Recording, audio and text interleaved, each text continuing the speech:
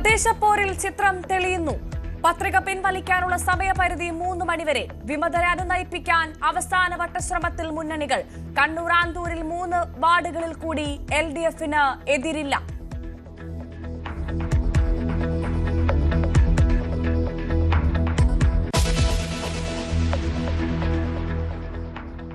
ആലപ്പുഴ കൈനകരിയിൽ ഗർഭിണിയെ കായലിൽ മുക്കിക്കൊന്ന കേസിൽ പ്രതി പ്രബീഷിന് വധശിക്ഷ. കൊല്ലം കരിങ്കോട് നാടിനെ നടുക്കിയ അതിക്രൂര കൊലപാതകം. ഭാര്യയെ ഭർത്താവ് ഗ്യാസ് കുറ്റികൊണ്ട് തലക്കടിച്ചു കൊന്നു. കോട്ടയം തിരുവാതുക്കലിൽ യുവാവിനെ കുത്തിക്കൊന്നു.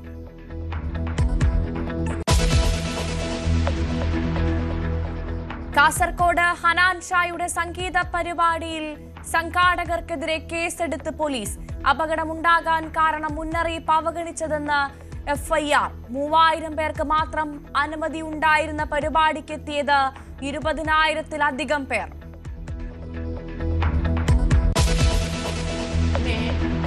मैं सूर्यकांत जो भारत के उच्चतम न्यायालय का मुख्य न्यायमूर्ति नियुक्त हुआ हूँ जो भारत के उच्चतम न्यायालय का मुख्य न्यायमूर्ति नियुक्त हुआ हूँ ईश्वर की शपथ लेता हूँ ईश्वर की शपथ लेता हूँ. സുപ്രീം കോടതിക്ക് ഇനി പുതിയ ചീഫ് ജസ്റ്റിസ്. 53ാമത് ചീഫ് ജസ്റ്റിസായി ജസ്റ്റിസ് സൂര്യകാന്ത് മിശ്ര സത്യപ്രതിജ്ഞ ചെയ്തു. ചടങ്ങിൽ നിന്ന് വിട്ടുനിന്ന പ്രതിപക്ഷം. ഭരണഘടനയെക്കുറിച്ച് വാചാലരാകുന്ന കോൺഗ്രസ് പങ്കെടുക്കാത്തതെന്തെന്ന് BJP.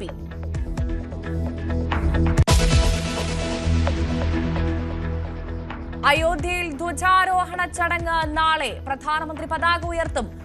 അയോധ്യയിലും പരിസരങ്ങളിലും കനത്ത സുരക്ഷ.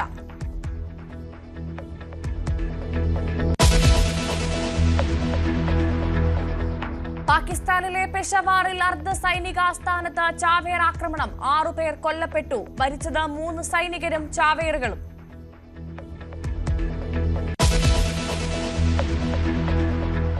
ഗുവാഹത്തി ക്രിക്കറ്റ് ടെസ്റ്റിൽ ദക്ഷിണാഫ്രിക്കയ്ക്കെതിരെ ഇന്ത്യയ്ക്ക് ബാറ്റിംഗ് തകർച്ച. 150 റൺസ് എടുക്കുന്നതിനിടെ 7 വിക്കറ്റ് നഷ്ടം. യശസ്വി ജയ്സ്വാളിന് അർദ്ധ സെഞ്ചുറി.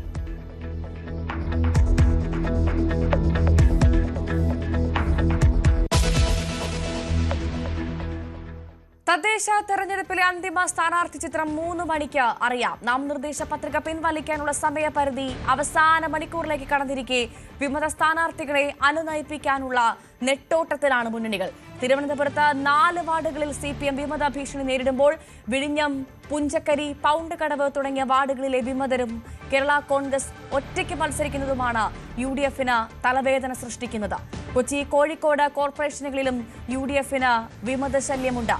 കണ്ണൂർ ജില്ലയിലെ ആന്തൂർ നഗരസഭയിലെ 3 വാർഡുകളിൽ കൂടി LDF-ന് എതിരില്ല.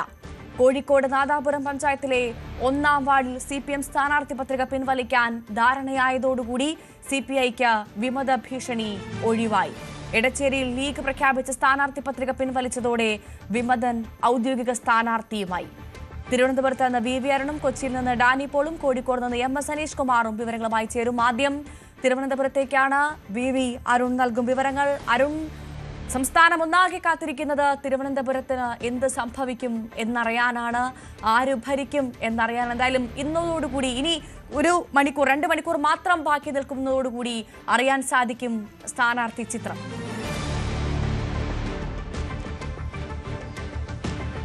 തീർച്ചയായിട്ടും ഭവ്യ, വാർഡുകളിലെ കൃത്യമായ സ്ഥാനാർത്ഥി ചിത്രം 3 മണിയോടുകൂടി വ്യക്തമാകും.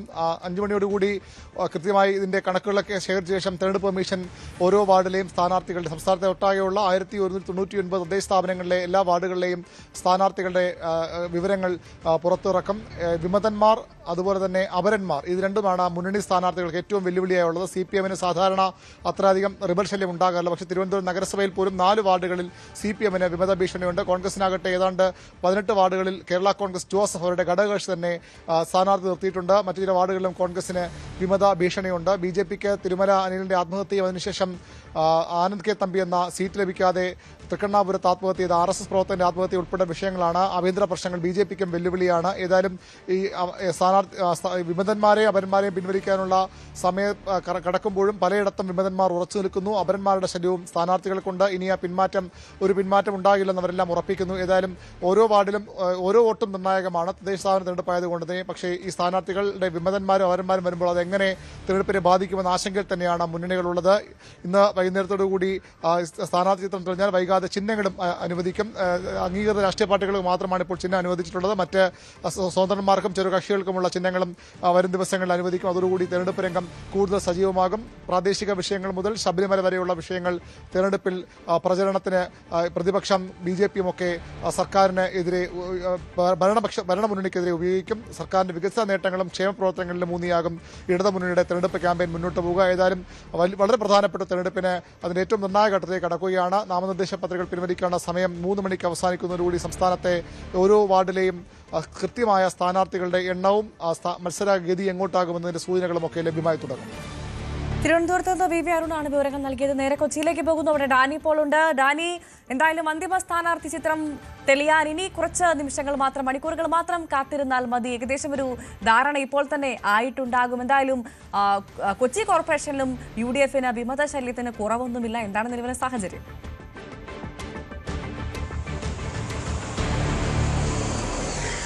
കൊച്ചി കോർപ്പറേഷനിലെ വിമതശല്യം തന്നെയാണ് UDFന് കോൺഗ്രസിന് തലവേദനയാകുന്നത് പ്രധാനമായും. കാരണം നിലവിൽ വന്നിട്ടുള്ള വിമതർ എന്ന രീതിയിൽ തന്നെ വന്നിട്ടുള്ള ആരും തന്നെയും ഇതുവരെയും ഈ നിമിഷം വരെയും അത് പിൻവലിക്കാൻ തയ്യാറായിട്ടില്ല. ഏതാണ്ട് 4ഓളം ഇടങ്ങളിൽ കൃത്യമായി അവർ മത്സരിക്കുമെന്ന് തന്നെ വ്യക്തമാക്കിയിട്ടുണ്ട്. മറ്റ് 2 സ്ഥലങ്ങൾ കൂടിയുണ്ട്. അവിടെ ഒരു അവസാനവട്ട ചർച്ച എന്ന രീതിയിൽ തന്നെ ഈ അവസാന മണിക്കൂറുകളിൽ നടത്തിക്കൊണ്ടിരിക്കുകയാണ്. ഒരുപക്ഷെ അത് പിൻവലിക്കും എന്നുള്ള ഒരു രീതിയിലേക്ക് ഒരു ചർച്ചകൾ നടത്തുന്നുണ്ട്. പക്ഷെ എത്രത്തോളം എന്നത് ഇനിയുള്ള സമയത്ത് കണ്ടറിയേണ്ടിയിരിക്കുന്നു. പക്ഷെ മറ്റു ഇടങ്ങളിലെല്ലാം തന്നെ പ്രധാനപ്പെട്ട സ്ഥാനാർത്ഥികൾ അവർക്ക് ഒരു ബദലായി വന്നിരിക്കുന്നു. അവർ മത്സരിക്കുമെന്ന നിലപാടിൽ തന്നെയാണ് ഉള്ളത്. യാതൊരു രീതിയിലുള്ള വിട്ടുവീഴ്ചകളും തങ്ങൾ തയ്യാറല്ല എന്ന് തന്നെ വ്യക്തമായിരിക്കുന്നു. അതുകൊണ്ട് ആ സ്ഥലങ്ങളിൽ ഏതാണ്ട് 4 വിമതർ വളരെ സ്ട്രോങ് ആയിട്ടുള്ള 4 വിമതർ ഉണ്ടാകുമെന്ന് തന്നെയാണ് വ്യക്തമാകുന്നത്. അത് എങ്ങനെയാണ് ഈ ജയപരാജയങ്ങളെ ബാധിക്കുക എന്നതെല്ലാം തന്നെ കണ്ടറിയണം. കാരണം കഴിഞ്ഞ വർഷം, അതായത് ഈ കഴിഞ്ഞ ടൈമിൽ ഭരിച്ചത് കോൺഗ്രസ് വിമതരെ ചേർത്ത് നിർത്തിയാണ് ഇടതുമുന്നണി ഭരണം കൊണ്ടുപോയതെന്ന ആ വിരോധാഭാസം കൂടി നിലനിൽക്കുന്നുണ്ട്. അപ്പോൾ ആ സാഹചര്യങ്ങൾ തന്നെയാണ് വീണ്ടും വരുന്നത് എന്നതാണ് നമ്മൾ കാണേണ്ടത്. ഒപ്പം ഇടതുമുന്നണിക്കാകട്ടെ കാര്യമായ ഒരു റിബൽ ശല്യമോ ഭീഷണിയോ ഒന്നും ഒരിടത്തു നിന്നും പ്രത്യക്ഷത്തിലില്ല എങ്കിലും ചില സ്ഥലത്ത് ഒരു പൊതു സ്വതന്ത്രർ എന്ന നിലയിൽ പലരും പത്രിക നൽകിയിട്ടുണ്ട്. അത് പരോക്ഷമായെങ്കിലും തങ്ങളുടെ വോട്ട് ഷെയറിനെ ബാധിക്കാൻ സാധ്യതയുള്ളതാണ്. കാരണം ഒരു 50 വോട്ട് 60 വോട്ടെല്ലാം തന്നെ ആ രീതിയിൽ നീങ്ങുകയാണെങ്കിൽ പോലും അതൊരുപക്ഷെ ഇടതുമുന്നണിയുടെ ഈ ജയപരാജയങ്ങൾ നിർണ്ണയിക്കുന്നതിൽ വളരെ പ്രധാനപ്പെട്ട ഒരു ഇതായ. അതുകൊണ്ട് അത്തരം കാര്യങ്ങൾ അത്തരം ആളുകളെ പറഞ്ഞ് ബോധ്യപ്പെടുത്തി തങ്ങൾക്ക് ഭീഷണിയാവുന്നവരെ അതിൽ നിന്ന് മാറ്റാനായിട്ട് അവരെ കാര്യങ്ങൾ പറഞ്ഞ് ബോധ്യപ്പെടുത്താനുള്ള ശ്രമങ്ങൾ ചില ഭാഗങ്ങളിൽ നടക്കുന്നുണ്ട്. NDAയിലേക്ക് വരുമ്പോൾ BJPക്ക് വലിയ പ്രതീക്ഷ ഇത്തവണ ഉണ്ടായിരുന്നതാണ്. പക്ഷേ NDAക്ക് 6 സ്ഥലങ്ങളിൽ അവർക്ക് സ്ഥാനാർത്ഥികളെ പോലും ലഭിക്കാത്ത സാഹചര്യം ഉണ്ടാവുകയും ചെയ്തിട്ടുണ്ട്. ഒപ്പം തന്നെയും പശ്ചിമ കൊച്ചി മേഖലയിൽ നിന്ന് അവരുടെ ആദ്യകാല കൗൺസിലർ അവർ റിബലായി മത്സരിക്കുന്നു. ശ്യാമള എസ് പ്രഭു റിബലായി മത്സരിക്കുന്നു എന്നതാണ്. അപ്പോൾ ഇതെല്ലാം തന്നെ അവർക്ക് ഭീഷണി ഉയർത്തുന്ന ഒരു സാഹചര്യമാണ്. അത്തരം കാര്യങ്ങൾ ഈ സ്ഥാനാർത്ഥി ഇല്ലാത്തടുത്ത BTJSന് കൊടുത്ത സീറ്റുകളിലാണ് സ്ഥാനാർത്ഥി ഇല്ലാതാവുന്നത്. അവിടെ അവിടെ പത്രിക സമർപ്പിച്ചിട്ടുള്ള ഈ സ്വതന്ത്രരായ ചില ആളുകളുണ്ട്. അവരെ തങ്ങൾക്കൊപ്പം നിർത്താനുള്ള അവസാനവട്ട ചർച്ച NDA ക്യാമ്പുകളിൽ നടക്കുന്നുണ്ട്. ഏതായാലും ഈ രീതിയിലാണ് ഈ ചിത്രങ്ങൾ പോകുന്നത്. പൊതുവിൽ UDFനാണ് ഒരു റിബൽ ശല്യം കൂടുതലായിട്ട് വരുന്നത്. അത് കൊച്ചി കോർപ്പറേഷന് പുറത്താണെങ്കിലും മറ്റിടങ്ങളിലും എല്ലാം തന്നെയും പെരുമ്പാവൂർ മേഖലകൾ തുടങ്ങിയ സ്ഥലങ്ങളിലെല്ലാം ഇത്തരം ഭീഷണികൾ വളരെ പരസ്യമായി തന്നെ നിലവിലുണ്ട്. ഈ അവസാന മണിക്കൂറുകൾ അതെങ്ങനെ മറികടക്കുമെന്നതിനെ തന്നെ ആശ്രയിച്ചിരിക്കും ജില്ലയിലെ തങ്ങളുടെ ഒരു അപ്രമാദിത്യം ഇക്കുറിയും ഉറപ്പിക്കാൻ UDFന് കഴിയുമോ എന്നതാണ്. നമ്മൾ നേരെ കോഴിക്കോടേക്ക് പോകുമ്പോൾ അവിടെ MS അനീഷ് കുമാർ ഉണ്ട്. അനീഷ്, കോഴിക്കോട്ടെ ഇടതുമുന്നണിയുടെ വിമത തലവേദന അത് ഈ അവസാന നിമിഷം കുറഞ്ഞു എന്ന് വേണമോ മനസ്സിലാക്കാൻ? അപ്പം UDFന്റെ സാധ്യത എന്താണ്?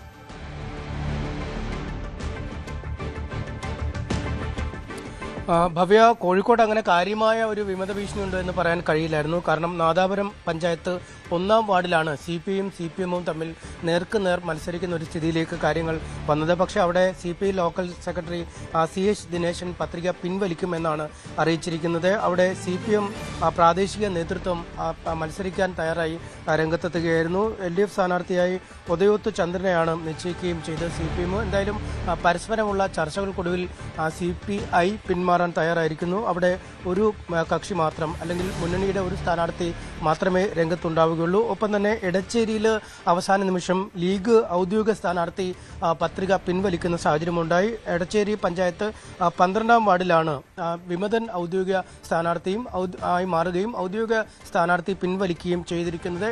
ഇനി വിമത ശല്യം അവശേഷിക്കുന്നത് കോഴിക്കോട് കോർപ്പറേഷനിലാണ്. അവിടെ കല്ലായി ഡിവിഷനിൽ നേരത്തെ തന്നെ കലാപക്കൊടി ഉയർത്തിയ അയൂബും മറ്റ് കോൺഗ്രസ് പ്രവർത്തകരും ഉണ്ടായിരുന്നു. അയൂബുമായി സമവായ ചർച്ചകളൊക്കെ പലതരത്തിലും നടന്നു. നേതൃതലത്തിൽ നിന്നും ബന്ധപ്പെട്ടിട്ടും മത്സരരംഗത്ത് തുടരും എന്നാണ് അയൂബ് അറിയിച്ചിരിക്കുന്നത്. CMP സ്ഥാനാർത്ഥിക്കപ്പുറം കോൺഗ്രസിന്റെ ഏത് സ്ഥാനാർത്ഥിയായാലും താൻ അംഗീകരിക്കുമായിരുന്നു എന്നാണ് അദ്ദേഹം പറയുന്നത്. അതുകൊണ്ട് അവിടെ വിമതൻ നിലനിൽക്കും. ഒപ്പം ഫറൂഖില് നഗരസഭയിൽ ഒറ്റ വാർഡിൽ, അതായത് 32-ാം വാർഡിൽ 6 റിബൽ സ്ഥാനാർത്ഥികളാണ് UDF-നുണ്ടായിരുന്നത്. അതിൽ 3 പേർ ഇപ്പോൾ പിന്മാറാൻ തയ്യാറായിട്ടുണ്ട് എന്ന് മനസ്സിലാക്കാൻ കഴിയുന്നു. പക്ഷേ 3 പേർ ഇപ്പോഴും അവശേഷിക്കുന്നു. അവരെ അനുനയിപ്പിക്കുന്നതിനുള്ള ചർച്ചകൾ ഇപ്പോൾ പുരോഗമിച്ചുകൊണ്ടിരിക്കുകയാണ്. എന്തായാലും ഇനി ഏതാനും മണിക്കൂറുകൾ കൂടിയാണ് അവശേഷിപ്പിക്കുന്നത്. അതിനുള്ളിൽ ഒരു തീരുമാനത്തിലെത്താൻ കഴിയുമെന്നാണ് UDF-ന്റെ പ്രതീക്ഷ. ഒപ്പം ഏറ്റവും അധികം റിബൽ ശല്യം നേരിടുന്ന ഒരു സ്ഥലം കുന്നമംഗലം ബ്ലോക്ക് പഞ്ചായത്തിന് കീഴിലെ കാരശ്ശേരി ഡിവിഷനിലായിരുന്നു.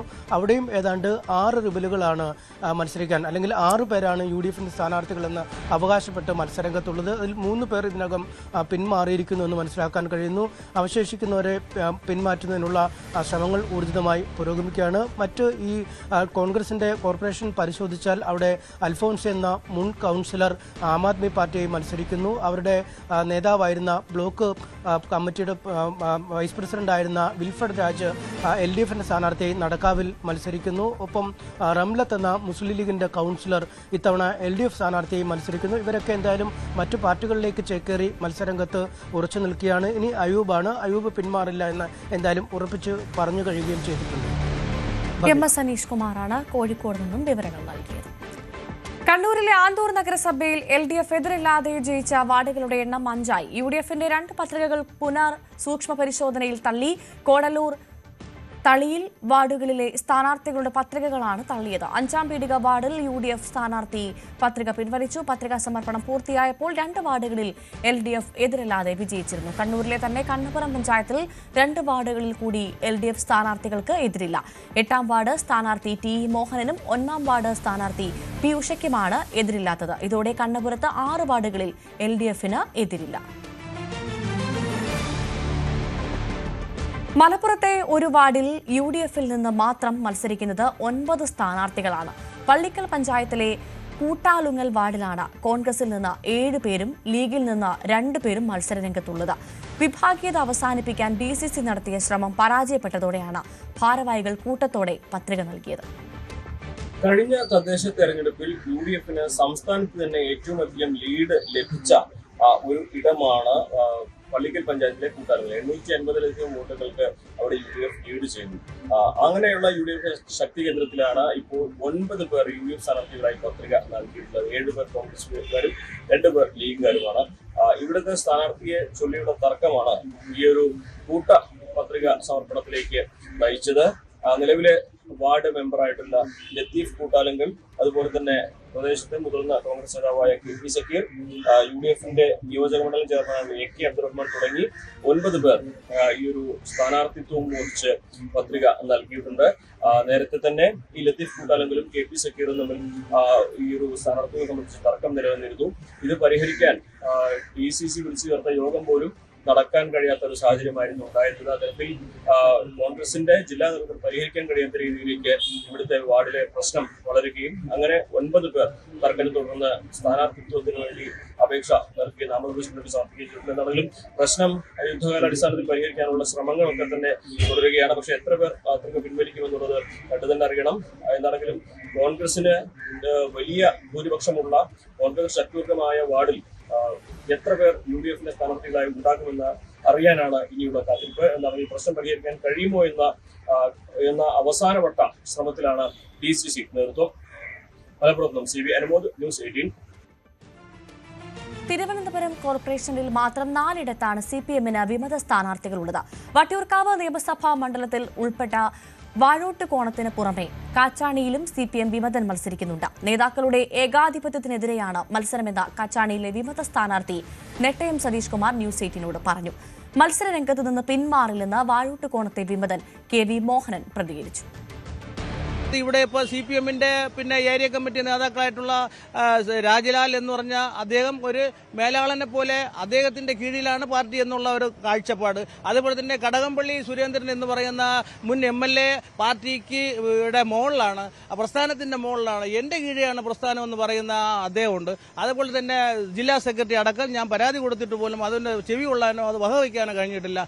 ഇതുപോലെ വളർന്നു വന്ന ഇത്രയും കാലം പാർട്ടിക്ക് വേണ്ടി സേവനം ചെയ്തിട്ടുള്ള എന്നെപ്പോലുള്ള ഒരുപാട് പേരെ വെട്ടിനിരത്തുന്ന സമ്പ്രദായമാണ്. ജനങ്ങൾ എന്നെ ഏറ്റെടുത്ത് കഴിഞ്ഞു, അതിൽ മാറ്റമൊന്നുമില്ല. അത് അകത്തോട്ട് ഇറങ്ങുമ്പോൾ ജനങ്ങളുടെ പ്രതികരണം എനിക്ക് അനുകൂലമാണ്. ഞാൻ ചെയ്യുന്ന ശരിയുടെ പാതയാണെന്നുള്ളത് ഭാവിയിൽ പാർട്ടി തിരിച്ചറിയും എന്നുള്ളതാണ് എൻ്റെ വിശ്വാസം. പാർട്ടി പരാജയപ്പെടുകയല്ല, ഞാനും പാർട്ടിയാണല്ലോ. പക്ഷേ പാർട്ടി ഒരു ശരിയായ പാതയിലേക്ക് കൊണ്ടെത്തിക്കാൻ എനിക്ക് കഴിയും എന്നാണ് ഞാൻ വിശ്വസിക്കുന്നത്. ഇവരുടെ എല്ലാവരുടെയും കൂടെ വോട്ട് എനിക്ക് കിട്ടുകയാണ് ഇന്ന് വരാൻ പോകുന്നത്. അത് പ്രത്യേക ഒരു സാഹചര്യം നമ്മുടെ വാർഡിൽ ഉടലെടുക്കും എന്നുള്ളത് എനിക്ക് വ്യക്തമായി കഴിഞ്ഞു. തദ്ദേശ തെരഞ്ഞെടുപ്പിൽ ജനപ്രിയ പ്രഖ്യാപനങ്ങളുമായി UDF-ന്റെ പ്രകടന പത്രിക. ആശാവർക്കർമാർക്ക് പ്രത്യേക അലവൻസ്, തൊഴിലില്ലായ്മ പരിഹരിക്കാൻ പഞ്ചായത്ത് തലത്തിൽ പദ്ധതികൾ, തദ്ദേശ സ്ഥാപനങ്ങളിലെ സീറോ വേസ്റ്റ് അടക്കം ജനപ്രിയ വാഗ്ദാനങ്ങളാണ് പത്രികയിലുള്ളത്. വീടില്ലാത്തവർക്ക് പ്രത്യേക താമസ സൗകര്യം ഒരുക്കുമെന്നും വീട് നിർമ്മിക്കുന്നതുവരെ വാടകയ്ക്ക് വീട് ഒരുക്കുമെന്നും പത്രികയിൽ പറയുന്നു. സ്ത്രീകളെയും യുവാക്കളെയും ലക്ഷ്യമിട്ടാണ് വാഗ്ദാനങ്ങൾ. നടപ്പാക്കാൻ സാധിക്കുമെന്ന് ഉറപ്പുള്ള കാര്യങ്ങൾ മാത്രമാണ് പ്രകടന പത്രികയിൽ ഉൾപ്പെടുത്തിയിട്ടുള്ളതെന്ന് പ്രതിപക്ഷ നേതാവ് VD സതീശൻ. പാലക്കാട് കോൺഗ്രസ് സ്ഥാനാർത്ഥിയെ സ്വാധീനിക്കാൻ BJP ശ്രമമെന്ന ആരോപണം. 50-ാം വാർഡിലെ സ്ഥാനാർത്ഥി K രമേശിന് പത്രിക പിൻവലിക്കാൻ പണം വാഗ്ദാനം ചെയ്തുവെന്നാണ് പരാതി. മുൻ കൌൺസിലർ ഉൾപ്പെടെയുള്ള ആളുകൾ രമേശിന്റെ വീട്ടിലെത്തിയത്. സൂക്ഷ്മ പരിശോധനയിൽ പ്രദേശത്തെ CPM സ്ഥാനാർത്ഥിയുടെ പത്രിക തള്ളിയിരുന്നു. തുടർന്ന് രമേശ് പോലീസിൽ പരാതി നൽകി. VK Sreekandan MP, Rahul Mamkootathil MLA എന്നിവരും രമേശിന്റെ വീട്ടിലെത്തി. ആരോപണം BJP നിഷേധിക്കുകയായിരുന്നു. കോട്ടയം മുണ്ടക്കയത്ത് ആത്മഹത്യാ ഭീഷണി മുഴക്കി BLO.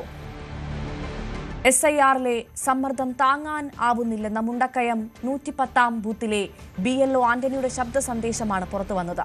മാനസിക നില തകർന്നുവെന്നും ആത്മഹത്യ ചെയ്യേണ്ട സാഹചര്യമാണെന്നും വാട്സ്ആപ്പ് ഗ്രൂപ്പിൽ പങ്കുവച്ച ഓഡിയോ സന്ദേശത്തിൽ പറയുന്നു. ജില്ലാ കളക്ടർ ഉൾപ്പെട്ടതോടെ ആന്റണി ജോലിക്ക് ഹാജരായി.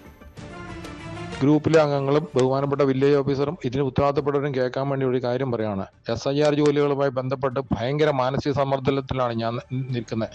വോട്ടർമാരുടെ കാര്യത്തിൽ ആണെങ്കിൽ ഇവർക്ക് ഫോം കൊടുക്കാൻ നിങ്ങൾ പറഞ്ഞനുസരിച്ച് ഒരാഴ്ചയോളം മെനക്കെട്ട് വീടുകളിൽ കൂടി കൊടുത്തിരിക്കുന്ന ഫോമായിട്ട് അത് ഒരു അക്ഷരം പൂരിപ്പിക്കാതെയാണ് പല വോട്ടർമാരും വരുന്നത്. ഇവരുടെ മൊത്തം ബേസിക് കാര്യങ്ങളും ഞാൻ ചെയ്തു കൊടുത്തിട്ട് 2002-ലെ ഇത് വിവരങ്ങളും തപ്പി കണ്ടുപിടിച്ചു കൊടുക്കണം. ഇതിന് കാശ് കിട്ടുന്നില്ല. ഇത് പ്രതിരോധത്തിലാണോ എന്നാണെന്നോ നിങ്ങളൊന്നും പറയുന്നില്ല. നിങ്ങൾ ഇതിനു വേണ്ടിയുള്ള യാതൊരു ഉപകരണങ്ങളും തരുന്നില്ല. ഈ ഇന്റർനെറ്റ് തരുന്നില്ല, മൊബൈൽ ഫോൺ തരുന്നില്ല. ഇലക്ഷൻ കമ്മീഷനും നിങ്ങളെ റവന്യൂയിലെ ഉദ്യോഗസ്ഥരും കൂടി ഞങ്ങളെ ചൂഷണം ചെയ്യുകയാണ്. എല്ലാ തരത്തിലും ചൂഷണം ചെയ്ത് ഞങ്ങളെ മാനസികമായും ശാരീരികമായും പീഡിപ്പിച്ചിട്ടാണ് ഈ പണി ചെയ്യുന്നത്. ഈ അടിമപ്പണി ദയവായിട്ട് നിർത്തണം. എൻ്റെ മാനസിക നില തകർന്നു പോകുന്ന അവസ്ഥയിലേക്ക് വന്നിരിക്കുന്നത്. പലരുമായിട്ട് സംസാരിച്ച് മനുഷ്യന്റെ സമനിലയും മാനസികമായിട്ടുള്ള ആരോഗ്യം നഷ്ടപ്പെട്ട് ഞാൻ ഒന്നെങ്കിൽ ആരെങ്കിലും കൊല്ലും, അല്ലെങ്കിൽ ആരെങ്കിലും എന്നെ കൊല്ലും. അതുകൊണ്ട് ദയവായിട്ട് എന്നെ ഈ ജോലിയിൽ നിന്ന് പിന്മാറാൻ അനുവദിക്കണം. എന്നെ ഇതിൽ നിന്ന് പൂർണ്ണമായിട്ട് ഒഴിവാക്കണം. ഞാൻ മട്ടുതട്ടാ പറയുന്നത്, സഹികെട്ടാ പറയുന്നത്. ഞാനല്ലേ വില്ലേജ് ഓഫീസിന് മുമ്പിൽ ഞാൻ വിഷം കടിച്ച് ഞാൻ ചാകും. അത് കളക്ടറേറ്റിലായിരിക്കും, എവിടെയായിരിക്കും. എനിക്ക് അതുപോലെ മാനസിക സമ്മർദ്ദമാണ്. എനിക്ക് സ്വൈര്യമായിട്ട് ജോലി ചെയ്യാൻ പറ്റുന്ന ഒരു സാഹചര്യത്തിലേക്കല്ല ഞാനിപ്പം വന്നിരിക്കുന്നത്. എൻ്റെ ജീവിതം തകർത്തിട്ട് നിങ്ങളെ ഇത് ഗ്രൂപ്പിലല്ല, ഇത് മൊത്തം മീഡിയയിൽ ഞാൻ കൊടുക്കും. അതുപോലെ ബുദ്ധിമുട്ടാണ് സഹിക്കുന്നത്. നാട്ടുകാരുടെ തെറിയേക്കണം, റവന്യൂക്കാരുടെ തെറിയേക്കണം. ഇലക്ഷൻ കമ്മീഷന്റെ 1 മിനിറ്റിൽ ഈ ഡിജിറ്റലൈസേഷൻ 1 മിനിറ്റ് കൊണ്ട് ചെയ്യാന്ന് പറഞ്ഞാൽ സംഗതി ശരിയാ. ഇങ്ങർക്കൊക്കെ AC റൂമിൽ നിന്നുകൊണ്ട് പറയാം. ഇതൊന്നും വെളിയിരിക്കുന്ന വെയിൽ കൊണ്ട് നടക്കുന്ന മനുഷ്യന്റെ ബുദ്ധിമുട്ട് എന്നാന്നുള്ള അറിയത്തില്ല. ജനത്തിന് തെറിയേക്കാനും നിങ്ങളെ തെറിയേക്കാനും പറ്റത്തില്ല. ഞാൻ ആത്മഹത്യ, അതിന് ഉത്തരവാദി ഈ ഇലക്ഷൻ കമ്മീഷനും ഈ SIR-ഉം ആണെന്ന് മാത്രമേ എനിക്ക് പറയാനുള്ളൂ. കോട്ടയം മുണ്ടക്കയത്താണ് ഈ സംഭവം ഉണ്ടാകുന്നത്. 110 നമ്പർ ബൂത്തിലെ BLO ആയ ആന്റണിയാണ് കഴിഞ്ഞ രാത്രി BLOമാരുടെ റവന്യൂ ഉദ്യോഗസ്ഥരുടെ ഒക്കെ തെരഞ്ഞെടുപ്പ് കമ്മീഷൻ ഉദ്യോഗസ്ഥരുടെ ഗ്രൂപ്പിൽ ഇങ്ങനൊരു മെസ്സേജ് ഇട്ടത്. തനിക്ക് അതിഗുരുതരമായ മാനസിക പ്രശ്നമാണ്, അത്രയധികം വലിയ മാനസിക സംഘർഷമാണ് ഉണ്ടാകുന്നത് ഈ ജോലി മൂലം എന്നതാണ്. ഒരു വശത്ത് തെരഞ്ഞെടുപ്പ് കമ്മീഷൻ ഉദ്യോഗസ്ഥർ അവിടെ വലിയ സമ്മർദ്ദമുണ്ടാകുന്നു. ജനങ്ങളുടെ ഭാഗത്ത് നിന്ന് യാതൊരു സഹകരണവും ഉണ്ടാകുന്നില്ല. പ്രത്യേകിച്ച് വിവരങ്ങൾ രേഖപ്പെടുത്തുന്നതിൽ അടക്കം വലിയ നിസ്സഹകരണം ഉണ്ടാകുന്നു. പലപ്പോഴും രാത്രി വൈകിപ്പോഴും ആളുകൾ വിളിച്ച് ചീത്ത വിളിക്കുന്നു എന്നതടക്കമുള്ള ആരോപണങ്ങൾ ഉന്നയിച്ചുകൊണ്ടാണ് ആന്റണി ഈ ഗ്രൂപ്പിൽ മെസ്സേജ് ഇട്ടത്. എന്തായാലും ഈ സംഭവം തെരഞ്ഞെടുപ്പ് കമ്മീഷൻ വലിയ ഗൗരവത്തോടു കൂടി തന്നെ കാണുകയാണ് ചെയ്തത്. ഇന്ന് രാവിലെ തന്നെ തഹസിൽദാർ ഉൾപ്പെടെയുള്ള ഉദ്യോഗസ്ഥരെ ആന്റണിയുടെ വീട്ടിൽ വിടുകയും എല്ലാ പിന്തുണയും ഉണ്ടാകും എന്ന ഉറപ്പ് നൽകുകയും ചെയ്തു. എന്തായാലും ജില്ലാ കളക്ടർ, തെരഞ്ഞെടുപ്പ് ഉദ്യോഗസ്ഥർ ഉൾപ്പെടെയുള്ളവർ ഇടപെട്ടത് മൂലം ആന്റണി വീണ്ടും ഇന്ന് ജോലിക്ക് ഇറങ്ങിയിട്ടുണ്ട് എന്നാണ് നമുക്ക് മനസ്സിലാക്കാൻ സാധിക്കുന്നത്. വലിയ രീതിയിലുള്ള ഒരു ഇടപെടൽ തന്നെയാണ് ഇക്കാര്യത്തിൽ തെരഞ്ഞെടുപ്പ് കമ്മീഷന്റെ ഭാഗത്തു നിന്നുണ്ടാകുന്നത്. നമുക്കറിയാം, സംസ്ഥാനത്തൊട്ടാകെ BLOമാർ വലിയ സംഘർഷത്തിലാകുന്നു. അതുകൊണ്ട് തന്നെ ഈ സംഭവം ചൂണ്ടിക്കാട്ടി BLOമാരുടെ സംഘം ജില്ലാ കളക്ടറെ അടക്കം കാണുകയും സ്ഥിതിഗതികൾ വിശദീകരിക്കുകയും ഒക്കെ ചെയ്തിട്ടുണ്ട്. അതായത് രാഷ്ട്രീയ പാർട്ടികൾ ഒരു വശത്ത് സമ്മർദ്ദമുണ്ടാക്കുന്നു, ഒരു വശത്ത് തെരഞ്ഞെടുപ്പ് കമ്മീഷന്റെ സമ്മർദ്ദമുണ്ടാകുന്നു, മറ്റൊരു വശത്ത് ജനങ്ങളുടെ നിസ്സഹകരണം ഉണ്ടാകുന്നു. പലരുടെയും വിവരങ്ങളടക്കം നൽകുന്നില്ല എന്നതടക്കം ചൂണ്ടിക്കാണിച്ചുകൊണ്ട് വലിയ പ്രശ്നങ്ങളാണ് BLOമാർ നേരിടുന്നത് എന്നതിന്റെ ഒടുവിലത്തെ സൂചനയായി മാറുകയാണ് ഈ ആന്റണി. എന്തായാലും പരാതികൾ ഈ ഒരു സംഭവത്തിൽ കളക്ടറുടെ ഉൾപ്പെടെയുള്ളവരുടെ ഇടപെടൽ ഉണ്ടായതിനെ തുടർന്ന് ഇദ്ദേഹം വീണ്ടും ജോലിയുമായി സഹകരിക്കുകയും പൂർണ്ണതോതിൽ പ്രവർത്തിക്കുകയും ചെയ്യുകയാണ് ചെയ്തത്. ആലപ്പുഴ കൈനകരി അനിത വധക്കേസിൽ 1-ാം പ്രതി പ്രഭീഷിന് വധശിക്ഷ. ഗർഭിണിയായ അനിതയെ ശ്വാസം മുട്ടിച്ച് ബോധരഹിതയാക്കിയ ശേഷം കായലിൽ തള്ളിക്കൊന്ന കേസിലാണ് ആലപ്പുഴ അഡീഷണൽ ജില്ലാ സെഷൻസ് കോടതി ശിക്ഷ വിധിച്ചത്. ഒഡീഷയിൽ ജയിലിലുള്ള പ്രഭീഷിന്റെ സുഹൃത്ത് രജനിയാണ് കേസിൽ 2-ാം പ്രതി. ഇവരുടെ ശിക്ഷ പിന്നീട് വിധിക്കും. ശരണ്യ സ്നേഹജൻ വിവരങ്ങളുമായി ചേരുന്നു. ശരണ്യ, മനുഷ്യ മനസാക്ഷി ഒന്നാകെ മരവിപ്പിച്ചൊരു സംഭവമായിരുന്നു ഈ കൈനകരി അനിതാവധ കേസ്. ഈ സ്ത്രീ ഗർഭിണി കൂടിയായിരുന്നു എന്നുള്ളതാണ് നമ്മളെയൊക്കെ അത്രമേൽ വേദനിപ്പിച്ചൊരു സംഭവം. എന്തായാലും മാതൃകാപരമായ ശിക്ഷ കോടതി വിധിച്ചിരിക്കുന്നു, അല്ലേ? ഭവ്യ, 2021 ജൂലൈ 9 ഇത്തരത്തിൽ ദാരുണമായ ഒരു കൊലപാതകം നടന്നത്. ഈ രജനി ഒപ്പം തന്നെ രജനിയുടെ ആൺസുഹൃത്ത് ഇവർ ചേർന്നാണ് അനിതയെ കൊലപ്പെടുത്തിയത് എന്നുള്ളതാണ്. അതിൽ 1-ാം പ്രതിയായ മലപ്പുറം സ്വദേശി പ്രഭീഷിനാണ് ഇപ്പോൾ ആലപ്പുഴ അഡീഷണൽ സെഷൻസ് കോടതി 3 ഇപ്പോൾ ശിക്ഷ വിധിച്ചിരിക്കുന്നത്. വധശിക്ഷയാണ് ഈ കേസിൽ നൽകിയിട്ടുള്ളത് എന്നുള്ളതാണ്. ഈ സംഭവം നടക്കുന്ന സമയത്ത് ഈ കൊല്ലപ്പെട്ട അനിത ഗർഭിണിയായിരുന്നു എന്നുള്ളതാണ്. അനിതയും മലപ്പുറം സ്വദേശിയായ പ്രഭീഷും തമ്മിൽ അടുപ്പമുണ്ടായിരുന്നു. പിന്നീട് ആ ഒരു അടുപ്പം രജനിയിലേക്കും ഉണ്ടായി. ഇവർ ഈ അനിത ഗർഭിണിയാണ് എന്നറിഞ്ഞ ഘട്ടത്തിൽ ഇത് ഒഴിവാക്കണമെന്ന് ആവശ്യപ്പെട്ടുകൊണ്ട് പലതവണ ഇവർ നിർബന്ധം ചെലുത്തി. അതിനുശേഷം പാലക്കാട് ഫാം ഹൗസിൽ ജോലി ചെയ്തിരുന്ന അനിതയെ ആലപ്പുഴയിലേക്ക് വിളിച്ചു വരുത്തുകയായിരുന്നു. കൈനഗിരിയിലെ രജനിയുടെ വീട്ടിൽ വെച്ചാണ് അനിതയെ ഇവർ കത്തി കഴുത്തിൽ വെച്ച് ഭീഷണിപ്പെടുത്തുകയും പിന്നീട് ഈ അനിത കരയുന്ന ശബ്ദം പുറത്തേക്ക് വരാതിരിക്കുന്നതിന് വേണ്ടി ഈ രജനി മൂക്കും വായും ചേർത്ത് അമർത്തി അടച്ചു പിടിക്കുകയായിരുന്നു. തുടർന്ന് ശ്വാസം മുട്ടി അനിത ബോധരഹിതയായി വീഴുകയായിരുന്നു. ബോധരഹിതയായി വീണ ഇവരെ പൂക്കൈത് ആറിൽ കൊണ്ട് തള്ളി എന്നുള്ളതാണ് ഇപ്പോൾ പോലീസിന്റെ കണ്ടെത്തൽ. അതായിരുന്നു പ്രോസിക്യൂഷന്റെ വാദവും. ഈ കാര്യങ്ങളാണ് ഇപ്പോൾ കഴിഞ്ഞ ദിവസം ചേർന്ന കോടതി ഇവർ കുറ്റക്കാരാണ് എന്ന് കണ്ടെത്തിയിരുന്നു. അതിന് പിന്നാലെയാണ് ഇപ്പോൾ 2 പേർക്കും, അതായത് പ്രഭീഷിനും ഒപ്പം തന്നെ രജനിക്കും ഇവർ രജനിയും കുറ്റക്കാരാണെന്ന് കണ്ടെത്തി. പിന്നീട് പ്രഭീഷിന്റെ വധശിക്ഷയാണെന്ന് കോടതി വധശിക്ഷ വിധിച്ചുകൊണ്ടാണ് ഇന്നിപ്പോൾ കോടതി ഉത്തരവായിരിക്കുന്നത്. മാത്രമല്ല, രജനി ഇപ്പോൾ ഒഡീഷയിൽ ഒരു മയക്കുമരുന്ന് കേസിൽ ജയിലിലാണ്. അവരെ ഇന്ന് എത്തിക്കാനായി കഴിഞ്ഞിട്ടില്ല. അവർ എത്തിച്ചതിന് ശേഷമായിരിക്കും ഇവരുടെയും ശിക്ഷ വിധിക്കുക. എന്തായാലും നമുക്കറിയാം, കൊലപാതക കേസാണ്. 302 വകുപ്പ് ഇട്ടിരിക്കുന്നത്. അതുകൊണ്ട് തന്നെ 302 വകുപ്പില് ശിക്ഷ ഇവരെ കുറ്റക്കാരാണെന്ന് കണ്ടെത്തിയാൽ സ്വാഭാവികമായും ഒന്നെങ്കിൽ വധശിക്ഷ അല്ലെങ്കിൽ അത് ജീവപര്യന്തമാണ്. തീർച്ചയായും അതിലേതാണ് ഇത്തരത്തിൽ രജനിക്ക് ഉള്ള ശിക്ഷ എന്നുള്ളത് വേണം ഇനി അറിയാനായിട്ട്. ഉച്ചയ്ക്ക് ശേഷം ചിലപ്പോൾ കോടതിയിൽ എത്തിക്കുമെന്നാണ് അറിയാൻ കഴിഞ്ഞിട്ടുള്ളത്. അല്ലെങ്കിൽ ഇവരെ എത്തിച്ചതിന് ശേഷമായിരിക്കും അവരുടെ ശിക്ഷാവിധി കൂടി ഉണ്ടാവുക. എന്തായാലും അതിക്രൂരമായ ഒരു കൊലപാതകമായിരുന്നു. മരണപ്പെടുന്ന സമയത്ത്, അതായത് ബോധരഹിതയായി വീണ ഈ സ്ത്രീയെ പൂക്കൈജാറിൽ ഉപേക്ഷിക്കുന്ന സമയത്ത് ഇവർ ഗർഭിണിയായിരുന്നു. അത്തരത്തിൽ ഗർഭാവസ്ഥയിലുള്ള ഒരു സ്ത്രീയെയാണ് കൊലപ്പെടുത്തിയത് ഇവർ രണ്ടുപേരും ചേർന്ന്. ശരണ്യ സ്നേഹജനാണ് വിവരം. കോട്ടയം തിരുവാതുക്കലിൽ യുവാവിനെ കുത്തിക്കൊലപ്പെടുത്തി. പുതുപ്പള്ളി സ്വദേശി ആദർശാണ് കൊല്ലപ്പെട്ടത്. കോൺഗ്രസ് മുൻ കൌൺസിലർ അനിൽകുമാറിന്റെ മകൻ അഭിജിത്താണ് കൊലപാതകം നടത്തിയത്. സംഭവസ്ഥലത്തുണ്ടായിരുന്ന അനിൽകുമാറിനെയും ഭാര്യയെയും പോലീസ് കസ്റ്റഡിയിലെടുത്തു. CCTV അടക്കം പരിശോധിച്ച ശേഷമാകും അനിലിനെ പ്രതി ചേർക്കുന്ന കാര്യത്തിൽ തീരുമാനമെടുക്കുക. കഴിഞ്ഞ പുലർച്ചെ ഏതാണ്ട് 4 മണിയോടുകൂടിയാണ് ഈ സംഭവം ഉണ്ടാകുന്നത്. കോട്ടയം നഗരത്തിന് സമീപം മാണിക്കുന്ന് എന്ന സ്ഥലത്താണ്, കുമരകം പാതയിലാണ് ടിറ്റോയുടെ, അനിൽകുമാർ എന്നാണ് അദ്ദേഹത്തിന്റെ ഔദ്യോഗിക നാമം. ടിറ്റോ എന്നാണ് പൊതുവിൽ കോട്ടയത്ത് എല്ലാവരും അറിയപ്പെടുന്നത്. അദ്ദേഹത്തിന്റെ വീട്ടിലേക്ക് ഇങ്ങനെ ആദർശും മറ്റൊരു റോബിൻ എന്ന ആളും ചെല്ലുകയും ചില സാമ്പത്തിക ഇടപാടുകളെ ചൊല്ലിയുള്ള തർക്കമുണ്ടാകുകയും തുടർന്ന് ആദർശും ഈ ഒരു അഭിജിത്ത്, ടിറ്റോയുടെ മകനായ അഭിജിത്തും തമ്മിൽ വലിയ തർക്കങ്ങൾ ഉണ്ടാകുന്നു. ഇതിനിടയിലേക്കാണ് ഭാര്യയും ഈ അനിൽകുമാറിന്റെ ഭാര്യയും ഒപ്പം തന്നെ അനിൽകുമാറും ചെന്ന് അവരെ പിടിച്ചു മാറ്റാൻ ശ്രമിക്കുന്നത്. ആദ്യഘട്ടത്തിൽ ഇവരെ മുഴുവൻ പേരെയും പോലീസ് കസ്റ്റഡിയിലെടുക്കുകയായിരുന്നു. എന്തായാലും നിലവിൽ പോലീസ് നടത്തുന്ന CCTV അടക്കമുള്ള പരിശോധനകളിൽ ഈ മർദ്ദിക്കുന്നതായി പോലും, അനിൽകുമാർ ഈ മരിച്ച ആദർശിനെ മർദ്ദിക്കുന്നതായി പോലുമുള്ള ദൃശ്യങ്ങൾ ഇല്ല. പിടിച്ചു മാറ്റാനുള്ള ശ്രമമാണ് നടത്തുന്നതെന്നാണ് മനസ്സിലാക്കാൻ സാധിക്കുന്നത്. അതുകൊണ്ട് തന്നെ നിലവിൽ പ്രതി ചേർത്തിട്ടില്ല. പക്ഷേ കൂടുതൽ ഈ കുത്ത് നടക്കുന്ന സ്ഥലത്തടക്കമുള്ള കൂടുതൽ CCTV ദൃശ്യങ്ങൾ പരിശോധിക്കാനാണ് പോലീസിന്റെ തീരുമാനം. അതിനുശേഷമായിരിക്കും കോൺഗ്രസിന്റെ മുൻ കൌൺസിലർ കൂടിയായ അനിൽകുമാറിനെ പ്രതി ചേർക്കണോ എന്ന കാര്യത്തിൽ തീരുമാനം ഉണ്ടാകുക. നിലവിൽ എന്തായാലും ഇവർ കസ്റ്റഡിയിൽ തുടരും എന്നാണ് പോലീസ് അറിയിച്ചിരിക്കുന്നത്. എന്തായാലും ഈ നേരത്തെ ഇവർ തമ്മിൽ ലഹരി ഇടപാടുകൾ ഉണ്ടായിരുന്നു. ഈ അനിൽകുമാറിന്റെ മകൻ അഭിജിത്ത് നേരത്തെയും പലതവണ ഈ ലഹരി ഇടപാട് കേസിൽ പിടിയിലാകുകയും അകത്താകുകയും ഒക്കെ ചെയ്യുന്ന ആളായിരുന്നു. പല അടിപിടി കേസുകളിലും പ്രതിയായിട്ടുണ്ട് എന്നൊക്കെ ഉള്ളതാണ് പോലീസ് ചൂണ്ടിക്കാണിക്കുന്നത്. എന്തായാലും നിലവിൽ ഇയാളെ പ്രതി ചേർത്താണ് അന്വേഷണം നടക്കുന്നത്. ഈ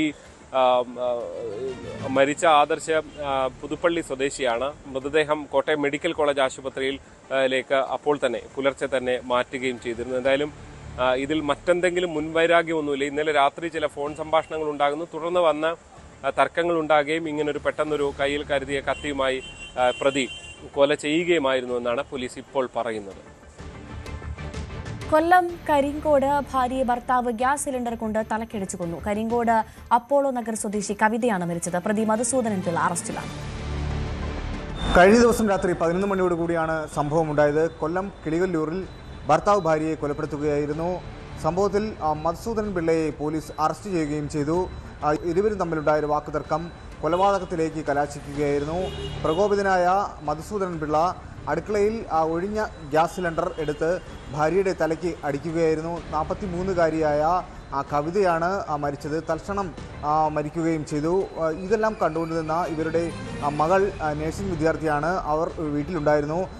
ഈ സംഭവം കണ്ടുടനെ പുറത്തേക്ക് നിലവിളിച്ച് ഓടുകയും സമയവാസികളെ വിവരമറിയിക്കുകയും ചെയ്തു.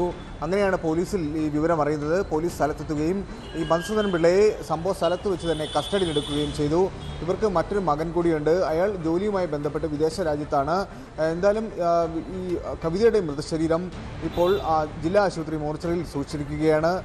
സംഭവത്തിൽ കസ്റ്റഡിയിലായ മധുസൂദനൻ പിള്ളയെ വിശദമായി പോലീസ് ചോദ്യം ചെയ്തു വരുന്നു. എന്താണ് ഇത്തരത്തിലുള്ളൊരു കൊലപാതകത്തിലേക്ക് നയിച്ചത് എന്നതടക്കമാണ് പോലീസ് പരിശോധിക്കുന്നത്.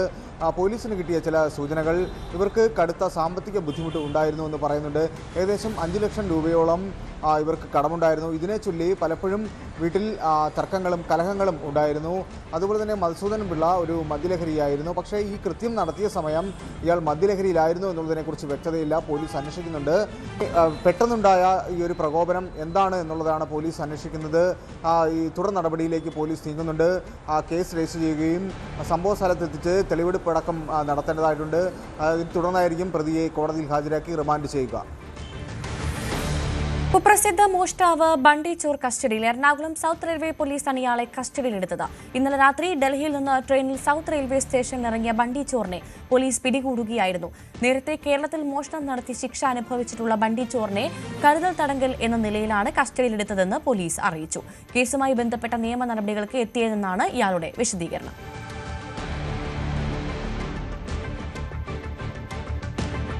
കാസർകോട് ഹനാൻ ഷായുടെ സംഗീത പരിപാടിക്കിടെയുണ്ടായ തിക്കിലും തിരക്കിലും സംഘാടകർക്കെതിരെ കേസ്. കമ്മിറ്റി അംഗങ്ങൾക്കെതിരെയും കേസുണ്ട്. പോലീസ് മുന്നറിയിപ്പ് അവഗണിച്ചുവെന്നാണ് എഫ്ഐആർ. ഇന്നലെ സംഗീത പരിപാടിക്കിടെയുണ്ടായ തിക്കിലും തിരക്കിലും പെട്ട നിരവധി പേർക്ക് പരിക്കേറ്റിരുന്നു. നുള്ളിപ്പാടിയിൽ കാസർഗോഡ് ഫ്ലീ എന്ന യുവജന കൂട്ടായ്മ സംഘടിപ്പിച്ച ഗാനമേളയ്ക്കിടെയാണ് സംഘർഷം. 3000 പേർക്ക് പങ്കെടുക്കാൻ അനുമതി ഉണ്ടായിരുന്നിടത്തെത്തിയത് 20,000-ലധികം പേർ. ഇതാണ് സ്ഥിതി വഷളാക്കിയത്. തിക്കും തിരക്കും അനുഭവപ്പെട്ടതോടെ നിരവധി പേർക്ക് പരിക്കേറ്റു. ടിക്കറ്റ് എടുത്തിട്ടും അകത്തേക്ക് കയറാൻ കഴിയാത്ത ആളുകൾ തള്ളിക്കയറാൻ ശ്രമിച്ചതോടെ സംഘർഷമായി. 100 രൂപയായിരുന്നു ടിക്കറ്റ് നിരക്ക്. അകത്ത് കയറിയ ആളുകളെക്കാൾ 3 ഇരട്ടി പേർ പുറത്ത് തടിച്ചുകൂടി. പോലീസ് ഇടപെട്ട് പരിപാടി നിർത്തിവെക്കാൻ ആവശ്യപ്പെട്ടതോടെയാണ് രംഗം സംഘർഷഭരിതമായത്. അക്രമാസക്തരായ ജനക്കൂട്ടത്തെ പിരിച്ചുവിടാൻ പോലീസ് ലാത്തി വീശി.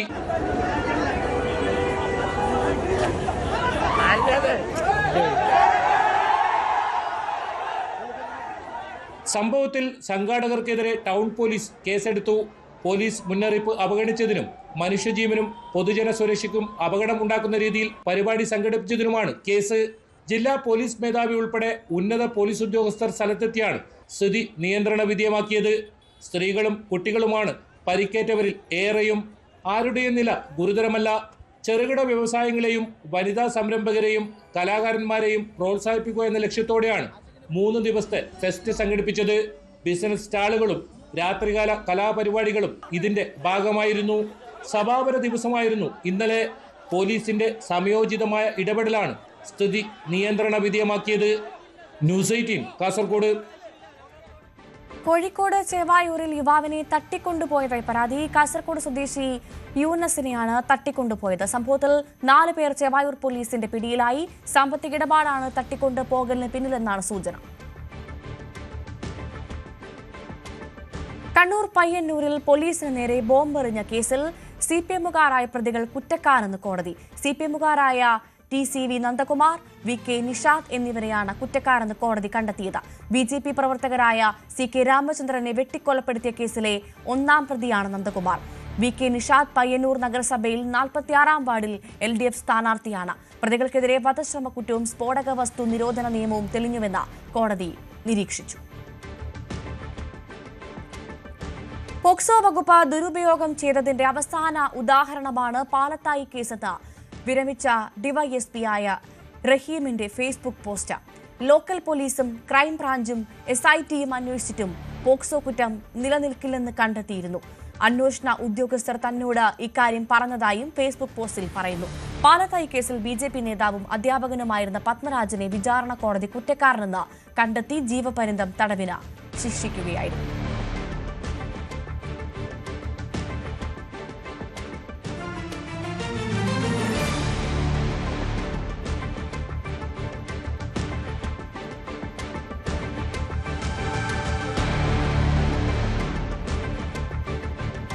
ശബരിമലയിൽ സുഗമമായ ദർശനം നടത്തി തീർത്ഥാടകർ. ഇടവിട്ട് പെയ്യുന്ന മഴ ഒഴിച്ചു നിർത്തിയാൽ ശബരിമലയിൽ കാര്യമായ തിരക്കില്ല. 80,000-നടുത്ത തീർത്ഥാടകരാണ് ഇന്നലെ മല കയറിയത്. പമ്പയിൽ നിയന്ത്രണം തുടരുകയാണിപ്പോൾ.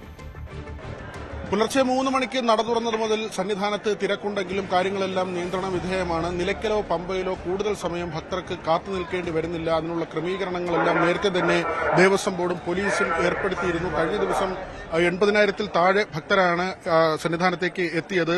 രാവിലെ മുതൽ മഴ അനുഭവപ്പെടുന്നുണ്ട്. ഇടവിട്ട മഴ ശബരിമലയിൽ അനുഭവപ്പെടുന്നുണ്ട്. പക്ഷെ അതൊന്നും തന്നെ മലകയറ്റത്തെ ബാധിക്കുന്നില്ല എന്ന് തന്നെയാണ് ഭക്തർ വ്യക്തമാക്കുന്നത്. നല്ല തിരക്കുണ്ടായിരുന്നു. ഇപ്പം മഴയുണ്ടായിരുന്നു. അപ്പോൾ എല്ലാം എവിടെ നിന്നാണ് വരുന്നത്? പട്ടാമ്പി, പാലക്കാട്. വലിയ തിരക്കുണ്ടായിരുന്നു പമ്പയില്? പമ്പയില് അത്ര തിരക്കുണ്ടായിരുന്നു, കുറവായി. മല കയറ്റമൊക്കെ എളുപ്പമായിരുന്നു? ഒരുപാട് സമയം ക്യൂ നിൽക്കേണ്ടി വന്നു? ഇല്ല, ക്യൂ നിൽക്കേണ്ടി വന്നിട്ടില്ല. ഡയറക്റ്റ് നടപ്പന്തലേക്ക് എത്തി. എത്ര പേരാ ഉള്ളത്? ഞങ്ങൾ 8-9 പേര്. 9 പേര്. നിലയ്ക്കൽ ഇറങ്ങുമായിരുന്നു? നിലയ്ക്കലല്ല, പമ്പയിലിറങ്ങി. എന്നിട്ട് വണ്ടി അങ്ങോട്ട് പോയി? ആ, വണ്ടി അടിപൊളിയായിരുന്നു. മഴ ഉള്ളതുകൊണ്ട് ചെറിയൊരു കുഴപ്പമുണ്ടായിരുന്നു. തിരക്കൊന്നുമില്ല, വലിയ തിരക്കൊന്നുമില്ല. അത് 6 കൊല്ലായി. നല്ലായിരുന്നു. ഇപ്പം സുഖമായിട്ട് കയറാൻ പറ്റി. തിരക്കൊന്നും ഇല്ലാതെ തന്നെ നേരെ കയറാൻ പറ്റി. നമുക്ക് വരുന്ന വഴിക്ക് ഭക്ഷണം ഉണ്ടായിരുന്നു, വെള്ളം ഉണ്ടായിരുന്നു, ബിസ്ക്കറ്റ് ഉണ്ടായിരുന്നു, എല്ലാം നല്ലായിരുന്നു. മെഡിക്കൽ ടീം, പോലീസൊക്കെ അവരൊക്കെ ഉണ്ടായിരുന്നു. അവർ എല്ലാം സപ്പോർട്ട് ഉണ്ടായിരുന്നു. ആദ്യമായിട്ട് വരികയാണ്. നന്നായിരുന്നു, നല്ല സുഖമായിട്ട് വന്നു. അതെ, കയറ്റം സുഖമായിട്ട് വന്ന്. ഹൈക്കോടതി ശബരിമലയിലെ തിരക്കുമായി ബന്ധപ്പെട്ട കേസ് പരിഗണിക്കുന്നുണ്ട്. നേരത്തെ 5000 ആക്കി സ്പോട്ട് ബുക്കിംഗ് നിജപ്പെടുത്തിയിരുന്നു. അതിൽ മാറ്റമുണ്ടാക്കിക്കൊണ്ടുള്ള ഉത്തരവ് പിന്നീട് ഉണ്ടായി. പക്ഷേ ഇന്ന് വീണ്ടും ഇത് പരിഗണിക്കുമ്പോൾ ശബരിമലയിൽ ഏർപ്പെടുത്തിയ ക്രമീകരണങ്ങൾ ദേവസ്വം ബോർഡ് വിശദീകരിക്കും. അതിന്റെ അടിസ്ഥാനത്തിലായിരിക്കും കോടതിയുടെ വിധി ഉണ്ടാകുക.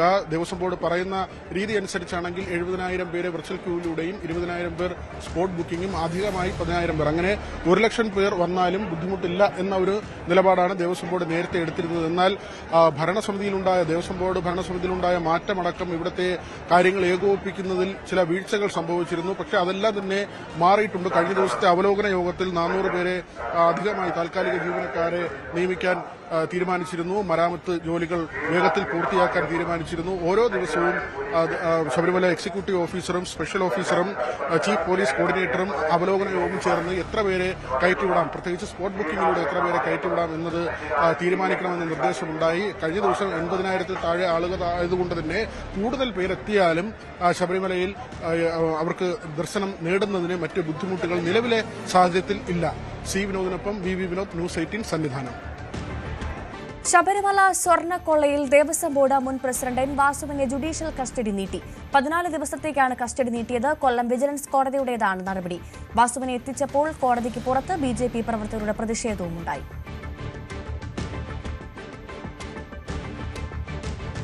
പണി പൂർത്തിയായ രാമക്ഷേത്രം കാണാൻ ഭക്തരുടെ ഒഴുക്കാണ് അയോധ്യയിലേക്ക്. തിരക്ക് കണക്കിലെടുത്ത ദർശന സമയവും കൂട്ടിയിട്ടുണ്ട്. ഇന്നും നാളെയുമായി 3 ലക്ഷത്തിലധികം ആളുകൾ എത്തിച്ചേരുമെന്നാണ് കണക്കുകൂട്ടൽ. പ്രധാനമന്ത്രി പങ്കെടുക്കുന്ന ധ്വജാരോഹണം നാളെയാണ്. വലിയ സുരക്ഷാ വലയത്തിലാണ് അയോധ്യ എന്ന് പറയേണ്ടി വരും. അതായത് ഒരു 3 ടയർ സിസ്റ്റം ഇവിടുത്തെ സുരക്ഷയ്ക്കായി ഇതിനകം ഒരുക്കിയിട്ടുണ്ട്. കേന്ദ്ര സേനകളുടെ സാന്നിധ്യം തൊട്ടടുത്ത് തന്നെ കാണാം. കൂടാതെ ആന്റി ടെററിസ്റ്റ് സ്ക്വാഡിന്റെ നേതൃത്വത്തിൽ മറ്റൊരു സംഘം ക്ഷേത്രത്തിന് ചുറ്റും സുരക്ഷാ വലയം തീർത്തിരിക്കുന്നു. ഒപ്പം UP പോലീസിന്റെ വലിയ സംഘം, അത് സമാനതകളില്ലാത്ത രീതിയിലുള്ള അസാധാരണമായ രീതിയിൽ തന്നെയുള്ള സുരക്ഷാ ക്രമീകരണങ്ങൾ ഏർപ്പെടുത്തിയാണ് UP പോലീസിന്റെ സംഘവും ഇവിടെ നിലയുറപ്പിച്ചിരിക്കുന്നത്. അങ്ങനെ എല്ലാ തരത്തിലും നാളെ പ്രധാനമന്ത്രി നരേന്ദ്രമോദിയുടെ സന്ദർശനത്തിന്റെ ഭാഗമായുള്ള എല്ലാ തരത്തിലുമുള്ള സുരക്ഷാ ക്രമീകരണങ്ങൾ ഇവിടെ ശക്തമാണ്. ഈ രാംപഥിലൂടെ, ഇവിടെ 2 കിലോമീറ്റർ രാംപഥാണ്. ഇവിടെ നിന്ന് ഈ അയോധ്യ ക്ഷേത്രത്തിന്റെ മുന്നിൽ നിന്ന് അവിടെ ലതാ ചൌക്ക് വരെയുള്ള ഈ രാംപഥ് എന്ന വീതിയിൽ പൂർണ്ണമായും സ്വകാര്യ വാഹനങ്ങളടക്കം നിരോധിച്ചിട്ടുണ്ട്. പാസ് ഉള്ളവർക്കും തദ്ദേശീയരായ ചില ആളുകൾക്കും മാത്രമാണ് ഇതിലൂടെ പ്രവേശനമുള്ളത് എന്നുള്ളതാണ് ഏറ്റവും പ്രധാനപ്പെട്ട കാര്യം. കൃത്യമായ VIP പാസ് വേണം. പാസ് ഇല്ലാത്ത വാഹനങ്ങളൊന്നും കടത്തിവിടില്ല. ഇവിടെ ഈ ഓട്ടോറിക്ഷ സംവിധാനങ്ങളും കടന്നു പോകാൻ സമ്മതിക്കുന്നില്ല എന്നാണ് മനസ്സിലാകുന്നത്. അത്തരത്തിൽ ഒരു പഴുതടച്ചുള്ള യാതൊരു തരത്തിലുള്ള വിട്ടുവീഴ്ചകളില്ലാത്ത ക്രമീകരണങ്ങളാണ് ഇപ്പോൾ ഇവിടെ ഒരുക്കിയിരിക്കുന്നത്.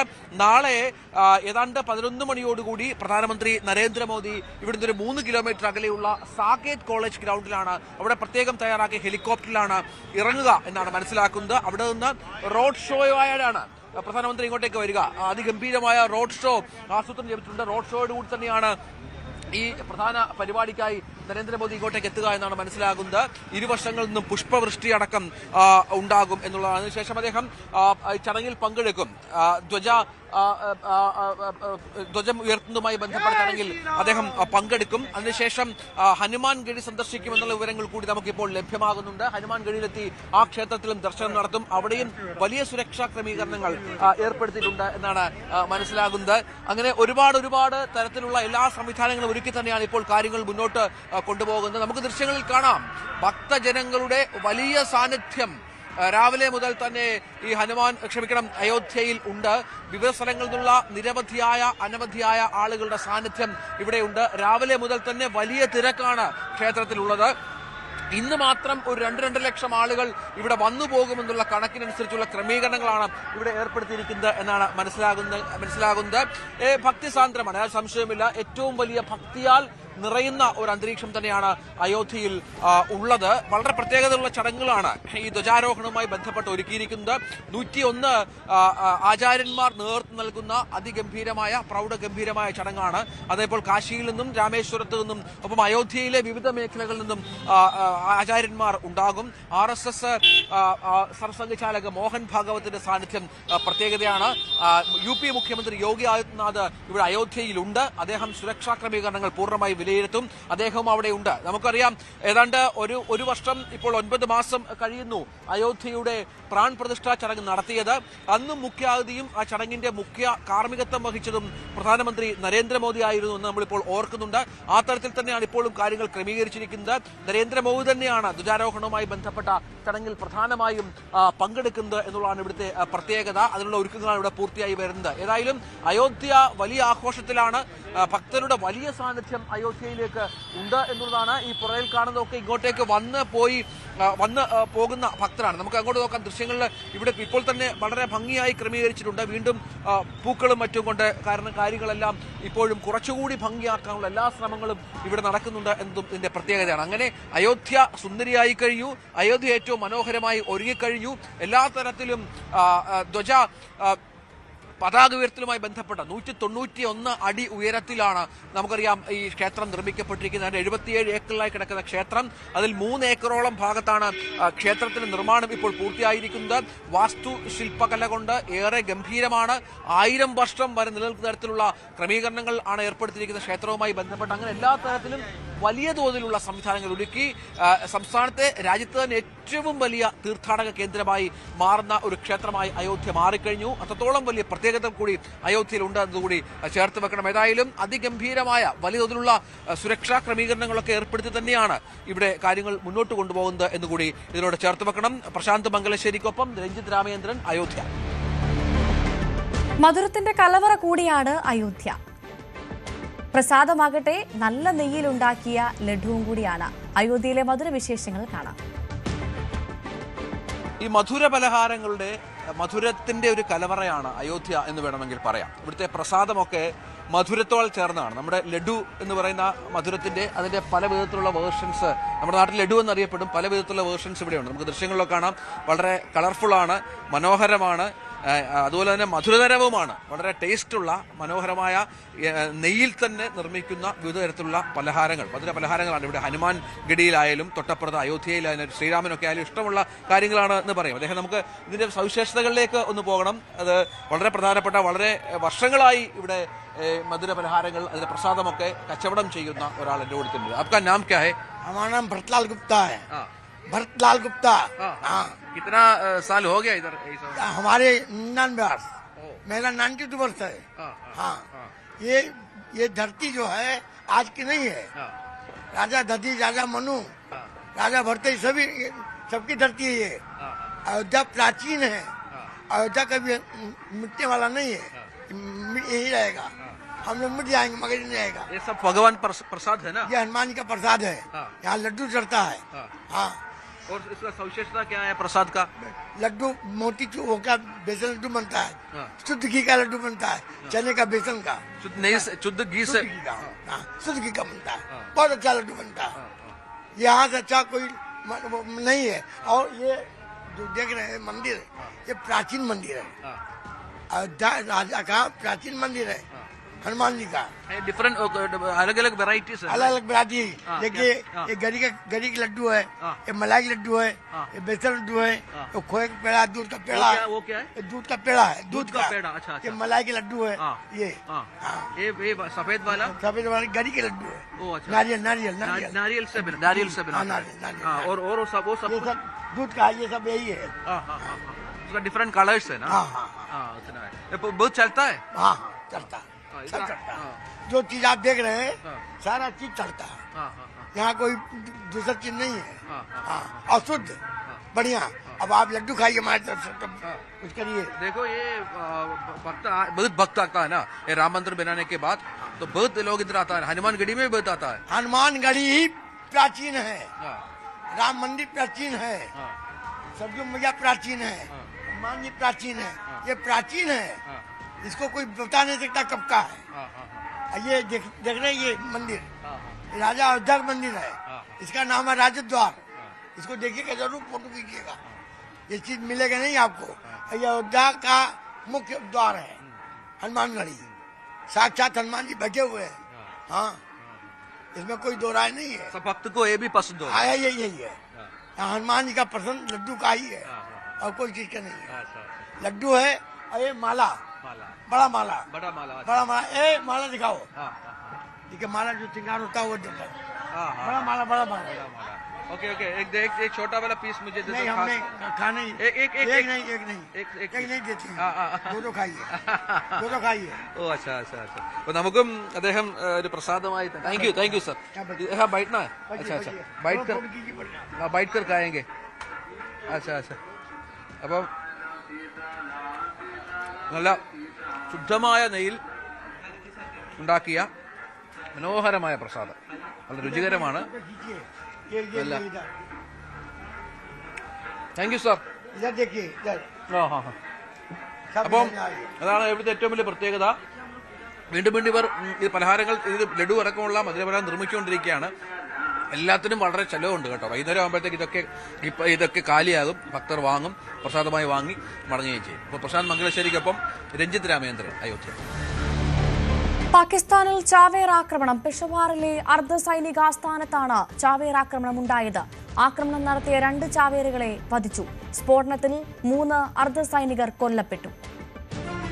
ഇന്ന് രാവിലെയാണ് പാകിസ്ഥാനെ ഞെട്ടിച്ചുകൊണ്ട് മറ്റൊരു ആക്രമണം കൂടി ഉണ്ടാകുന്നത്. ചാവേർ ആക്രമണമാണ് ഉണ്ടായത്. അർദ്ധസൈനിക വിഭാഗ ഓഫീസിന് നേരെയാണ് ഈ ഒരു ആക്രമണം ഉണ്ടാവുകയും ചെയ്ത് 3 പേരായിരുന്നു ഈ ഒരു ആക്രമണത്തിൽ പങ്കെടുത്തതായിട്ടുള്ള വിവരങ്ങളാണ് പുറത്തു വരുന്നത്. ഇതിൽ 2 പേർ ചാവേർ ബോംബറുകളായിരുന്നു, മറ്റൊരാൾ തോക്കുധാരിയായിരുന്നു എന്നുള്ളതാണ് ലഭിക്കുന്ന വിവരം. ഇവർ പൊടുന്നതിന് രാവിലെയോടുകൂടി ഈ പെഷവാറിലുള്ള ഈ അർദ്ധസൈനിക ഓഫീസിലേക്ക് ഓടിക്കയറുകയായിരുന്നു ചെയ്തത്. ഈ സമയം ഇവരെ പ്രതിരോധിക്കുന്നതിന് വേണ്ടിയുള്ള ശ്രമങ്ങളുണ്ടായിരുന്നു. അതിൻ്റെ ഭാഗമായി 3 സൈനികർക്ക് ജീവഹാനി സംഭവിച്ചു. അവരുടെ മരണം ഔദ്യോഗികമായി തന്നെ സൈന്യം സ്ഥിരീകരിക്കുകയും ചെയ്യുന്നു. മറ്റ് 2 ഈ ചാവേർ ബോംബറുകളെ നിർവീര്യമാക്കാനും ഒപ്പം തന്നെ അവിടെ ഇത്തരത്തിൽ വധിക്കാനും സാധിച്ചു എന്നുള്ള ചില അവകാശവാദങ്ങളും സൈന്യത്തിൻ്റെ ഭാഗത്തു നിന്ന് ഉണ്ടാവുകയും ചെയ്യുന്നുണ്ട്. പക്ഷേ നമുക്ക് ആ ദൃശ്യങ്ങൾ കാണുന്ന പോലെ തന്നെ വ്യക്തമാണ്. ആദ്യം തന്നെ ഇവർ ഓടിക്കയറുന്നത് ആ ദൃശ്യങ്ങളിൽ കാണാം. തുടർന്ന് വലിയൊരു സ്ഫോടനം ഉണ്ടാകുന്നു. സമീപത്ത് വലിയ രീതിയിൽ ആളുകൾ വന്നു പോകുന്ന ഇടം കൂടിയാണ് ഈ പെഷവാറിലെ ഈ ഒരു മേഖല എന്ന് പറയുന്നത്. പ്രത്യേകിച്ച്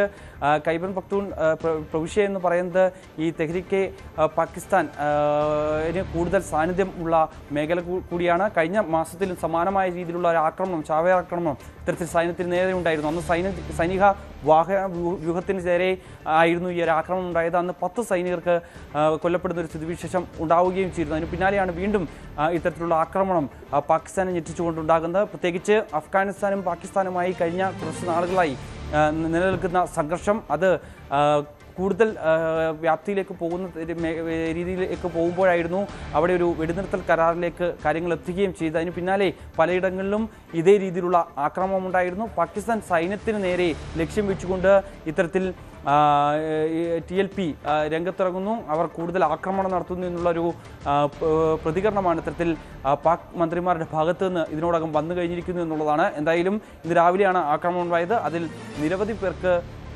പരിക്കേറ്റിട്ടുണ്ട്. നിരവധി പേരുടെ മരണത്തിന് ഇടയാക്കിയ ഒരു ചാവേർ ആക്രമണം കൂടിയാണ് ഇതിനെ കണക്കാക്കുകയും ചെയ്യുന്നത്. ആ ദൃശ്യങ്ങൾ കാണുന്ന പോലെ തന്നെ വലിയ ഒരു ഭീകരാന്തരീക്ഷം തന്നെയായിരുന്നു ഈ ചാവേറുകളുടെ ഭാഗത്തുനിന്നുണ്ടായത്. വലിയ ഭീകരാന്തരീക്ഷം സൃഷ്ടിച്ചുകൊണ്ടാണ് ഇങ്ങനെ ഒരു ആക്രമണം ഈ അർദ്ധസൈനിക വിഭാഗത്തിൻ്റെ ഓഫീസിന് നേരെ ഉണ്ടാവുകയും ചെയ്തത്. മറ്റിടങ്ങളിൽ ചില വാഹനങ്ങൾ കത്തി നശിച്ച നിലയിൽ കാണാം. ഒപ്പം തന്നെ ഈ ഒരു ഓഫീസിൻ്റെ കെട്ടിടത്തിൻ്റെ 3ാം നിലയിലേക്ക് ഇവർ ഓടിക്കയറാനായിരുന്നു ശ്രമമെന്നായിരുന്നു ഇവർ അറിയിക്കുന്നത്.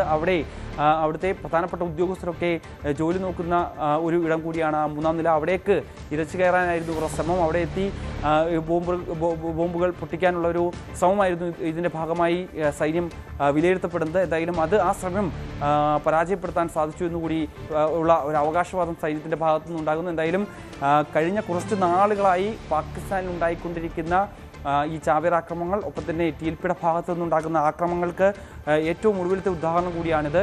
3 അർദ്ധസൈനികരാണ് ഈ ഒരു ആക്രമണത്തിൽ ഇപ്പോൾ കൊല്ലപ്പെട്ടിരിക്കുന്നത്. ലബനന്റെ തലസ്ഥാനമായ ബൈറൂത്തിൽ നടത്തിയ വ്യോമാക്രമണത്തിലൂടെ ഹിസ്ബുള്ളയുടെ chief of staff Haytham Ali തബതബായിയെ വധിച്ചെന്ന് ഇസ്രായേൽ. ഹിസ്ബുള്ള സകല പരിധിയും ലംഘിച്ചെന്ന് ആരോപിച്ചാണ് ഞായറാഴ്ച തെക്കൻ ബൈറൂത്തിലെ ഹാരത്ത് ഹെയ്ക്കറിലുള്ള 9 നില അപ്പാർട്ട്മെന്റിന് നേരെ ഇസ്രായേൽ സൈന്യം ആക്രമണം നടത്തിയത്. മുതിർന്ന കമാൻഡറെ ഇസ്രായേൽ ലക്ഷ്യമിട്ടെന്ന് പറഞ്ഞെങ്കിലും ഹൈതം അലിയുടെ മരണം ഹിസ്ബുള്ള സ്ഥിരീകരിച്ചിട്ടില്ല. ആക്രമണത്തിൽ 5 പേർ മരിച്ചു, 28 പേർക്ക് പരിക്കേറ്റു. ബംഗളൂരു ചെന്നൈ എക്സ്പ്രസ് വേയിൽ കാർ അപകടത്തിൽ 4 യുവാക്കൾക്ക് ദാരുണാന്ത്യം. ചെന്നൈ സ്വദേശികളായ ഗോപി, ഗൗതം രമേശ്, ജയശങ്കർ, ഹരിഹരൻ എന്നിവരാണ് മരിച്ചത്. മാലൂർ അബ്ബനഹള്ളിക്ക് സമീപമായിരുന്നു സംഭവം. ഡിവൈഡറിൽ ഇടിച്ച കാർ താഴ്ചയിലേക്ക് മറിയുകയായിരുന്നു. ഇന്നലെ അർദ്ധരാത്രിയായിരുന്നു അപകടം. തദ്ദേശ തെരഞ്ഞെടുപ്പ് വാർത്തകൾ നോക്കാം.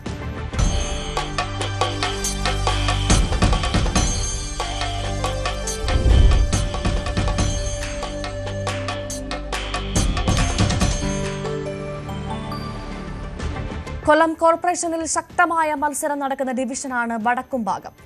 ഇവിടെ ആദ്യഘട്ട പ്രചാരണങ്ങളായി 3 മുന്നണികൾക്കും പൂർത്തിയാക്കി കഴിഞ്ഞു. ഇടതിനൊപ്പം നിൽക്കുന്ന ഡിവിഷനാണെങ്കിലും ഇത്തവണ മാറ്റമുണ്ടാകുമെന്ന ആത്മവിശ്വാസത്തിലാണ് കോൺഗ്രസും BJPയും ഉള്ളത്.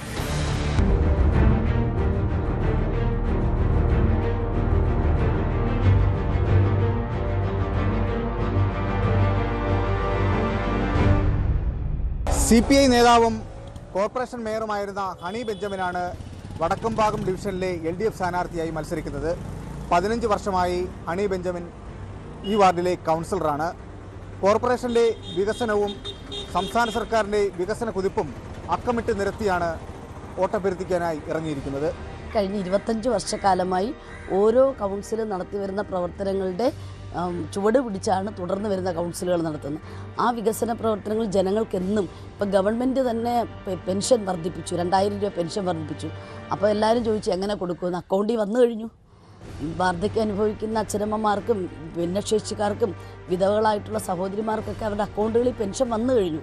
35 വയസ്സിനും 60 വയസ്സിനും ഇടയ്ക്കുള്ള സ്ത്രീകൾക്ക് പെൻഷൻ കൊടുക്കാൻ പോവുകയാണ്.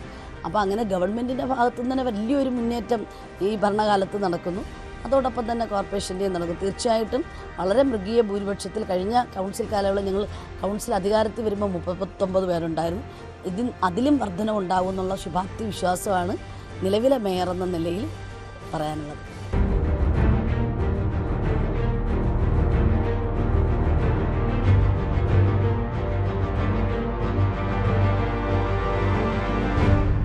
മുണ്ടക്കൽ ഡിവിഷനിലെ കൗൺസിലറും യൂത്ത് കോൺഗ്രസ് നേതാവുമായ കുരുവിള ജോസഫാണ് UDF സ്ഥാനാർത്ഥിയായി മത്സരിക്കുന്നത്. സ്ഥാനാർത്ഥി പട്ടികയിൽ ആദ്യം തന്നെ കുരുവിള ജോസഫ് ഇടം നേടിയിരുന്നു. ഡിവിഷൻ എങ്ങനെയെങ്കിലും തിരിച്ചു പിടിക്കുക എന്നുള്ള ഒറ്റ ലക്ഷ്യം മാത്രമാണ് കുരുവിള ജോസഫിൻ്റെ പ്രചരണത്തിന് പിന്നിൽ. നോമിനേഷന് മുമ്പ് എല്ലാ വീടുകളിലും എത്തി എല്ലാവരെയും കണ്ട് വോട്ട് അഭ്യർത്ഥിക്കാനായിട്ടുള്ളൊരു തീവ്ര ശ്രമം നടത്തി. ഒരു പരിധിവരെ അത് വിജയിച്ചു. 2ാം ഘട്ടം പ്രചരണം ആരംഭിച്ചു. വീടുകളിൽ വീണ്ടും മാക്സിമം ജനങ്ങളെ നേരിട്ട് കണ്ട് വോട്ട് അഭ്യർത്ഥിക്കുകയാണ് എന്നുള്ളൊരു ഇലക്ഷൻ സ്ട്രാറ്റജിയാണ് നമ്മൾ ഈ ഉപയോഗിക്കുന്നത്. കഴിഞ്ഞ 15 വർഷമായി ഈ വടക്കുംഭാഗം ഡിവിഷനിൽ ഒരു കൗൺസിലറും നിലവിൽ മേയറും ആയിരിക്കുന്ന വ്യക്തിയാണ് അവിടുത്തെ കൗൺസിലറായിട്ടുള്ളത്. ഇവിടെ പുള്ളിക്കട പോലൊരു കോളനി വളരെ ദയനീയമായി പതിറ്റാണ്ടുകളായി കിടക്കുകയാണ്. അതിനൊരു കാര്യവും ഇതുവരെ നടത്തിയെടുക്കുവാൻ ഇവിടുത്തെ കോർപ്പറേഷനും ഗവൺമെൻറ്റിനും കഴിഞ്ഞിട്ടില്ല. അവരിപ്പോഴും പുഴുക്കളെപ്പോലെ ജീവിക്കുന്ന ഒരു സംവിധാനമാണുള്ളത്. അതിനൊരു മാറ്റം കൊണ്ടുവരാൻ വേണ്ടി ഈ തവണത്തെ തെരഞ്ഞെടുപ്പിൽ അവിടുത്തെ ജനങ്ങൾ പ്രതികരിക്കുമെന്നാണ് എൻ്റെ വിശ്വാസം.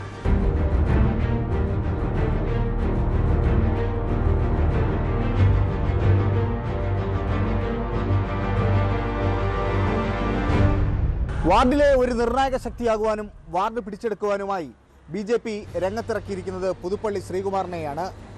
ഇടതുവലത് സർക്കാരിൻ്റെ വികസന മുരടിപ്പും മോഡി സർക്കാരിൻ്റെ വികസന നേട്ടങ്ങളും ചൂണ്ടിക്കാട്ടിയാണ് ശ്രീകുമാർ വോട്ടഭ്യർത്ഥിക്കാനായി ഇറങ്ങിയിരിക്കുന്നത്. ഹണി ബെഞ്ചമിൻ്റെ ഡിവിഷനാണ്. പക്ഷേ യാതൊരുവിധ വികസനവും ഈ പ്രദേശത്ത് ഒരു പഞ്ചായത്തിലെ വികസനം പോലും ഈ കൊല്ലം കോർപ്പറേഷൻ കണ്ടിട്ടില്ല. കോർപ്പറേഷൻ്റെ ഹൃദയഭാഗത്തുണ്ടായിരുന്ന ഈ പ്രദേശത്ത് ഇപ്പോൾ ഈ കാണുന്നത് പോലും മലിനജലമാണ് ഇതിലേക്കൂടെ ഒഴുകുന്നത്. ഇവിടുത്തെ ജനങ്ങൾ മൊത്തം മൂക്കടച്ചിട്ടാണ് ആഹാരം പോലും കഴിക്കുന്നത്.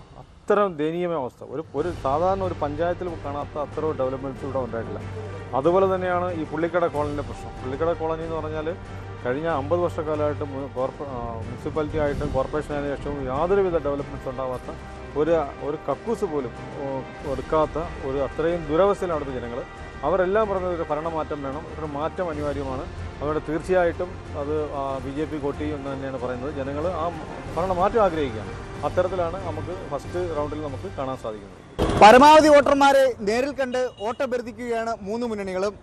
പ്രതികൂല കാലാവസ്ഥയും അതിജീവിച്ചാണ് ഈ പ്രാവശ്യത്തെ ഇലക്ഷൻ പ്രചരണം. എസ് വിനീഷ്, ന്യൂസ് 18 കൊല്ലം. തെരഞ്ഞെടുപ്പ് കാലത്ത് ഏറ്റവും കൂടുതൽ ചർച്ച ചെയ്യപ്പെടുക ജനകീയ വിഷയങ്ങൾ തന്നെ. അത്തരത്തിൽ കാസർഗോഡ് പടന്നക്കാട് നിവാസികൾക്കും പറയാനുണ്ട് പരാതികളേറെ. ദേശീയപാത നിർമ്മാണവുമായി ബന്ധപ്പെട്ട പ്രദേശവാസികൾക്ക് ജീവിതം തന്നെ വഴിമുട്ടിയിരിക്കുകയാണ്. അശാസ്ത്രീയമായ രീതിയിലുള്ള റോഡ് നിർമ്മാണവും ഒച്ചിന്റെ വേഗതയുമാണ് ഇവരെ ദുരിതത്തിലാക്കുന്നത്. തെരഞ്ഞെടുപ്പ് കാലത്ത് നാട്ടിൽ പലവിധ പ്രശ്നങ്ങളാണ് ചർച്ച ചെയ്യുന്നത്. കാസർഗോഡ് ജില്ലയെ സംബന്ധിച്ചിടത്തോളം ദേശീയപാത തന്നെയാണ് ഏറ്റവും വലിയ ദുരിതമായിരിക്കുന്നത്. ഈ ചെങ്കള മുതൽ ജില്ലാതിർത്തിയായ കാലിക്കട് വരെ പലയിടങ്ങളിലും നിർമ്മാണം അശാസ്ത്രീയമായ രീതിയിലാണെന്ന വലിയ പരാതി വരുന്നു. അതോടൊപ്പം ഇഴഞ്ഞാണ് ഇവിടെ ഈ നിർമ്മാണ പ്രവൃത്തികളൊക്കെ നീങ്ങുന്നത്. പല വീടുകളിലേക്കും ഇത്തരത്തിൽ ആളുകൾക്ക് പോലും സഞ്ചരിക്കാൻ കഴിയാത്ത സാഹചര്യമുണ്ട്. അങ്ങനെ നമ്മോടൊപ്പം കുറച്ച് ആളുകൾ ചേർന്ന്, ഞാനിപ്പോൾ ഉള്ളത് പടന്നക്കാട് എന്ന് പറയുന്ന സ്ഥലത്താണ്. ഇവിടെ ഈ ദേശീയപാത നിർമ്മാണവുമായി ബന്ധപ്പെട്ട് കാണാം. ഇവരോട് തന്നെ നമുക്ക് ചോദിക്കാം, എന്താണ് നിങ്ങളിപ്പോൾ ഈ ദേശീയപാത നിർമ്മാണവുമായി ബന്ധപ്പെട്ട് പല പരാതിയാണ് വരുന്നത്. പ്രധാനമായിട്ടൊക്കെ പറയാനുള്ളത്, എൻ്റെ സ്ഥലം അവർ അളന്നിട്ട് കണക്കിലല്ലോ, ഒരു സ്ഥലം കൂട്ടിയെടുത്തിട്ട് ഇപ്പോൾ സ്ഥലം എടുത്തിട്ട് അത് നിങ്ങൾ അത് നോക്കിയല്ലോ. ഓവുചാലി, ഈ ഓവുചാലി എത്തുമ്പോൾ എൻ്റെ സ്ഥലം കുറേ യാസി പോകുന്നത്. എൻ്റെ അളവ് ഇതാണ്, ടോട്ടൽ അളവ് ഇതാണ്. ഒന്നത് വഴിൻ്റെ അസൗകര്യം ആക്കി തന്നിട്ടുണ്ട്. ഒരു വഴിയാക്കാൻ മൊത്തം ശരിയാക്കി തരുന്നില്ല. അതുകൂടെ ഒരു പൊടിച്ചില മാതിരിലും ഈ വാർത്തകൾ കണ്ട പൊടിഞ്ഞു പോകുന്നത്, ഇതെല്ലാം ഇങ്ങനത്തെ ചെയ്യാന്നില്ലത്. തെരഞ്ഞെടുപ്പ് കാലമാണ്, ഒരുപാട് പ്രശ്നങ്ങൾ നാട്ടിലുണ്ട്. എന്താണ് നിങ്ങളെ സംബന്ധിച്ചിടത്തോളം ഏറ്റവും വലിയ പ്രശ്നം എന്ന് പറയുന്നത്? ഞങ്ങൾ അഭിമുഖിക്കുന്ന ഏറ്റവും വലിയ പ്രശ്നം തന്നെ ഹൈവേന്റെ എക്സ്പാൻഷനായിട്ട് ബന്ധപ്പെട്ടിട്ടുള്ളതാണ്. ഇത് ഈ ഡ്രൈനേജ് സിസ്റ്റം വന്നേ പിന്നെ വീടിനകത്തുള്ളവർക്ക് പുറത്തു പോകാൻ പറ്റാത്തൊരവസ്ഥയാക്കി. ഇവർ ആദ്യം ഈ വർക്ക് നടക്കുമ്പോൾ ഈ വർക്ക് ഇവിടെ ഫിനിഷ് ചെയ്യുമ്പോൾ ഈ കമ്പി കാര്യങ്ങളൊക്കെ ഈ പുറത്തേക്ക് തള്ളിയിട്ടുണ്ടായിരുന്നു. പ്രായ ഉപ്പാക്ക് പള്ളിയിൽ പോലും പോകാൻ പറ്റാത്ത അവസ്ഥയിൽ ബ്ലോക്കായി. എന്നാൽ ബദലായിട്ട് അപ്പുറത്ത് പോകാൻ വേണ്ടി അവിടെയില്ല, 2 ബ്ലോക്കാക്കി. എന്ന് റിക്വസ്റ്റ് ചെയ്യുമ്പോൾ ഇവരോട് പറഞ്ഞ സൂപ്പർവൈസർ സംസാരിക്കണം എന്ന് പറഞ്ഞു.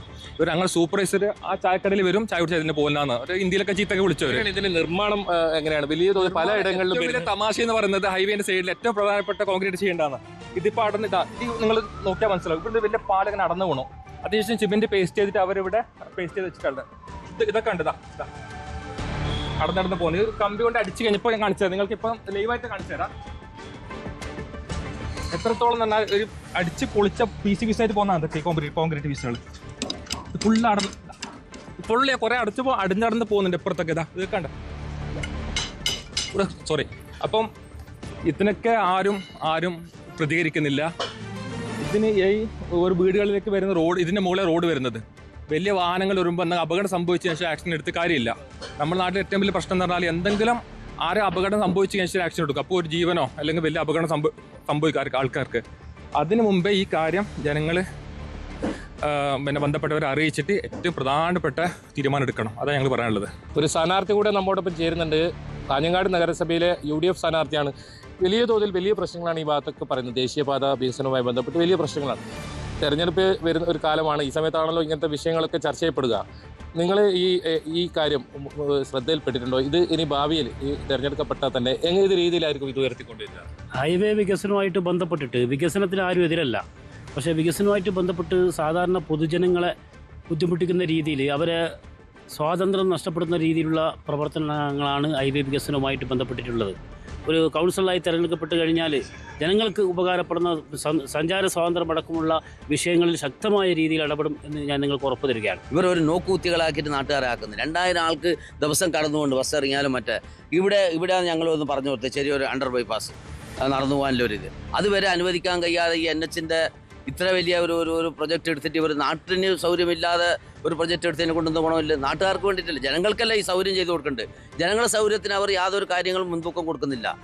ഈ ഹൈവേയുടെ പരിസരത്തുള്ളവർക്ക് അശാസ്ത്രീയമായ ഈ ദേശീയപാത വികസന പ്രവർത്തനത്തിൻ്റെ ഭാഗമായി വളരെയേറെ പ്രയാസപ്പെടുകയാണ്. പടന്നക്കാടിനെ സംബന്ധിച്ചിടത്തോളം കാഞ്ഞങ്ങാട് ഒരു മിനി ടൗണാണ് കാഞ്ഞങ്ങാട് മുനിസിപ്പാലിറ്റി പടന്നക്കാട്. ഈ പ്രദേശവും രണ്ടായി ഭാഗം വെച്ച അവസ്ഥയിലാണ് ഇപ്പോൾ ഉള്ളത്. തെരഞ്ഞെടുപ്പ് കാലം എന്ന് പറഞ്ഞിട്ട് ഞങ്ങൾ നിരന്തരമായിട്ട് 3-4 വർഷമായിട്ട് ഈ പ്രൊജക്റ്റ് തുടങ്ങിയത് മുതൽ ഞങ്ങൾ ഇതിനു വേണ്ടിയിട്ട് ഇതിനൊരു ആക്ഷൻ കമ്മിറ്റി രൂപീകരിച്ചിട്ടുണ്ട്. നിരന്തരം ഇതിൻ്റെ വേണ്ടപ്പെട്ട അധികൃതരുമായിട്ട് ഞങ്ങൾ ബന്ധപ്പെട്ട് അയക്കേണ്ടടുത്തൊക്കെ നിവേദനം മറ്റു കാര്യങ്ങളൊക്കെ അയച്ച് ഞങ്ങളെന്ന് ആവശ്യപ്പെട്ടത് ഞങ്ങൾ ഈ പടന്നക്കാട് ഏറ്റവും കൂടുതൽ കോളേജ്, മദ്രസ, ആയുർവേദ ഹോസ്പിറ്റൽ, പിന്നെ 3 കോളേജ് ഉണ്ട് ഈ ഏരിയയിൽ തന്നെ. ആയുർവേദ ഹോസ്പിറ്റലുകൾ, മദ്രസകൾ, ഈ ഇവിടത്തേക്കൊക്കെ LP സ്കൂള്, ഇവിടത്തേക്ക് നിരന്തരം കുട്ടികൾക്ക് ഈ പടന്നക്കാട് ഇതാണ് ഏറ്റവും ഇതിൻ്റെ ഫോക്കസ് ചെയ്യുന്ന ഈ പള്ളി കാര്യങ്ങളെല്ലാം ഇല്ല. അപ്പോൾ ഇവിടെ നിന്ന് അങ്ങോട്ടേക്ക് പോകാനില്ല ഒരു അണ്ടർപാസ് ഞങ്ങൾ 2x2 ഒരു ചെറിയൊരു അണ്ടർപാസ് ഞങ്ങൾ മുമ്പ് ആവശ്യപ്പെട്ടേരം നിരന്തരം ഈ 4 വർഷമായിട്ട് ഞങ്ങൾക്ക് അനുവദിക്കാമെന്ന് പറഞ്ഞുകൊണ്ടിരുന്നതാണ്. ഇപ്പോൾ ഇവിടെ 3x5 ഒന്ന് പിന്നെ കൊടുത്തിട്ടുണ്ട്. അതിൻ്റെ അടിസ്ഥാനത്തിൽ അവർ പറയുന്നത് ഇനി ഈ 600 മീറ്ററിൻ്റെ ഉള്ളിൽ ഇനി നിങ്ങൾക്കൊരു അണ്ടർപാസ് ഇവിടെ അനുവദിക്കാൻ സാധ്യമല്ല. ഇപ്പം ജനങ്ങൾ ഇതന്നെ നിങ്ങൾ കാണുന്നില്ലേ, ഏറ്റവും ദുസ്സഹമായ അവസ്ഥയിലാണ് ഇപ്പോൾ പടന്നക്കാടുള്ളത്. ഒരു നീക്കുപോക്ക് ആരും ഇതിനൊരു ഇട്ടാവട്ടത്ത് ഇങ്ങനെ ഇട്ട് പകുതി 1 മാസം പണിയെടുക്കും, പിന്നെ പണിയില്ല. കാസർഗോഡ് നിന്ന് KV ബൈജു ആണ് വിവരങ്ങൾ നൽകിയത്.